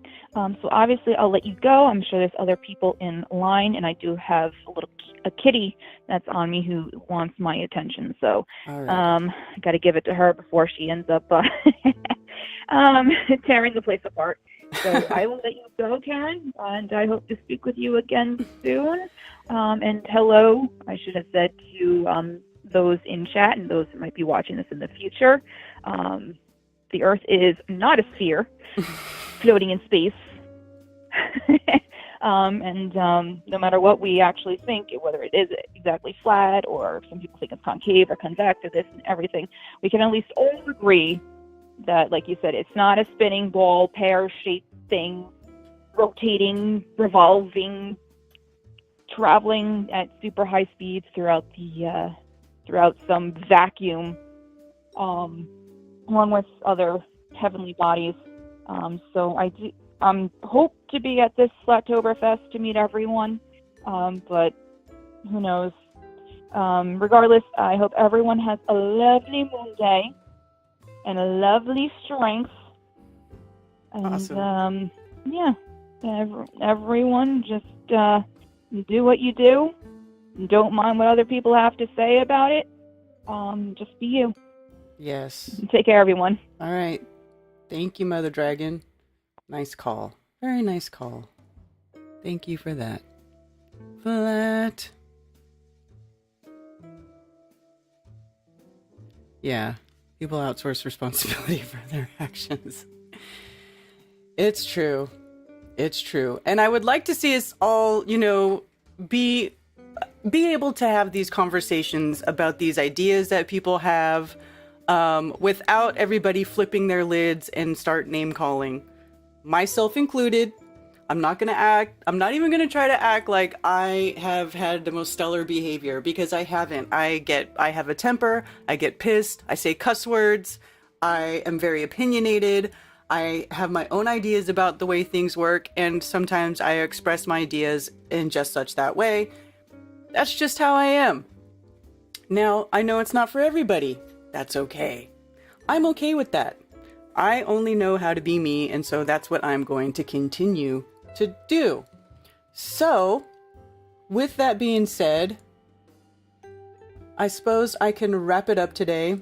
It's almost 1 o'clock. We've gone quite a ways today, and I'm sure you guys are tired of listening to me rant and stuff. So, I want to thank you all for joining me here on this fine Moonday morning, July 4th. I want you guys to have a great day, celebrate with your family, hug your babies, and try not to be too crazy with the fireworks. Give the animals a break. Just know that all the critters out in the wilderness are losing their freaking minds because you guys are blowing stuff up, celebrating Independence Day, when once again, I'd like to remind you, y'all are really not that independent from anything. So anyway, that's all I've got to say about that. I think you all are absolutely wonderful people. I love you all. I love your bright minds. I love your critical thinking. I love your questions. I love your calls. And I can't wait to see all your beautiful faces at Flattoberfest. And I can't wait to see everybody laughing and having a great time together and feel that energy. I'm really looking forward to it again. I think it's going to be fantastic. So, you guys, we'll see you next time. Have a wonderful day. Cheers. And for those who wish to send me stuff through snail mail, you can use P.O. Box 10, Earl, North Carolina, 28038. Also, links below for donations and merch if you are interested in that. Anything at all is greatly appreciated. I do appreciate the support. Thank you very much. Also, please go to flatearthfestivals.com for all information about Flattoberfest 2021 and other Flat Earth Festival events. You can email me about Flat Earth Festivals at flatearthfestivals@protonmail.com, and for everything else, you can email me at karenbfe@protonmail.com. Thank you for being here.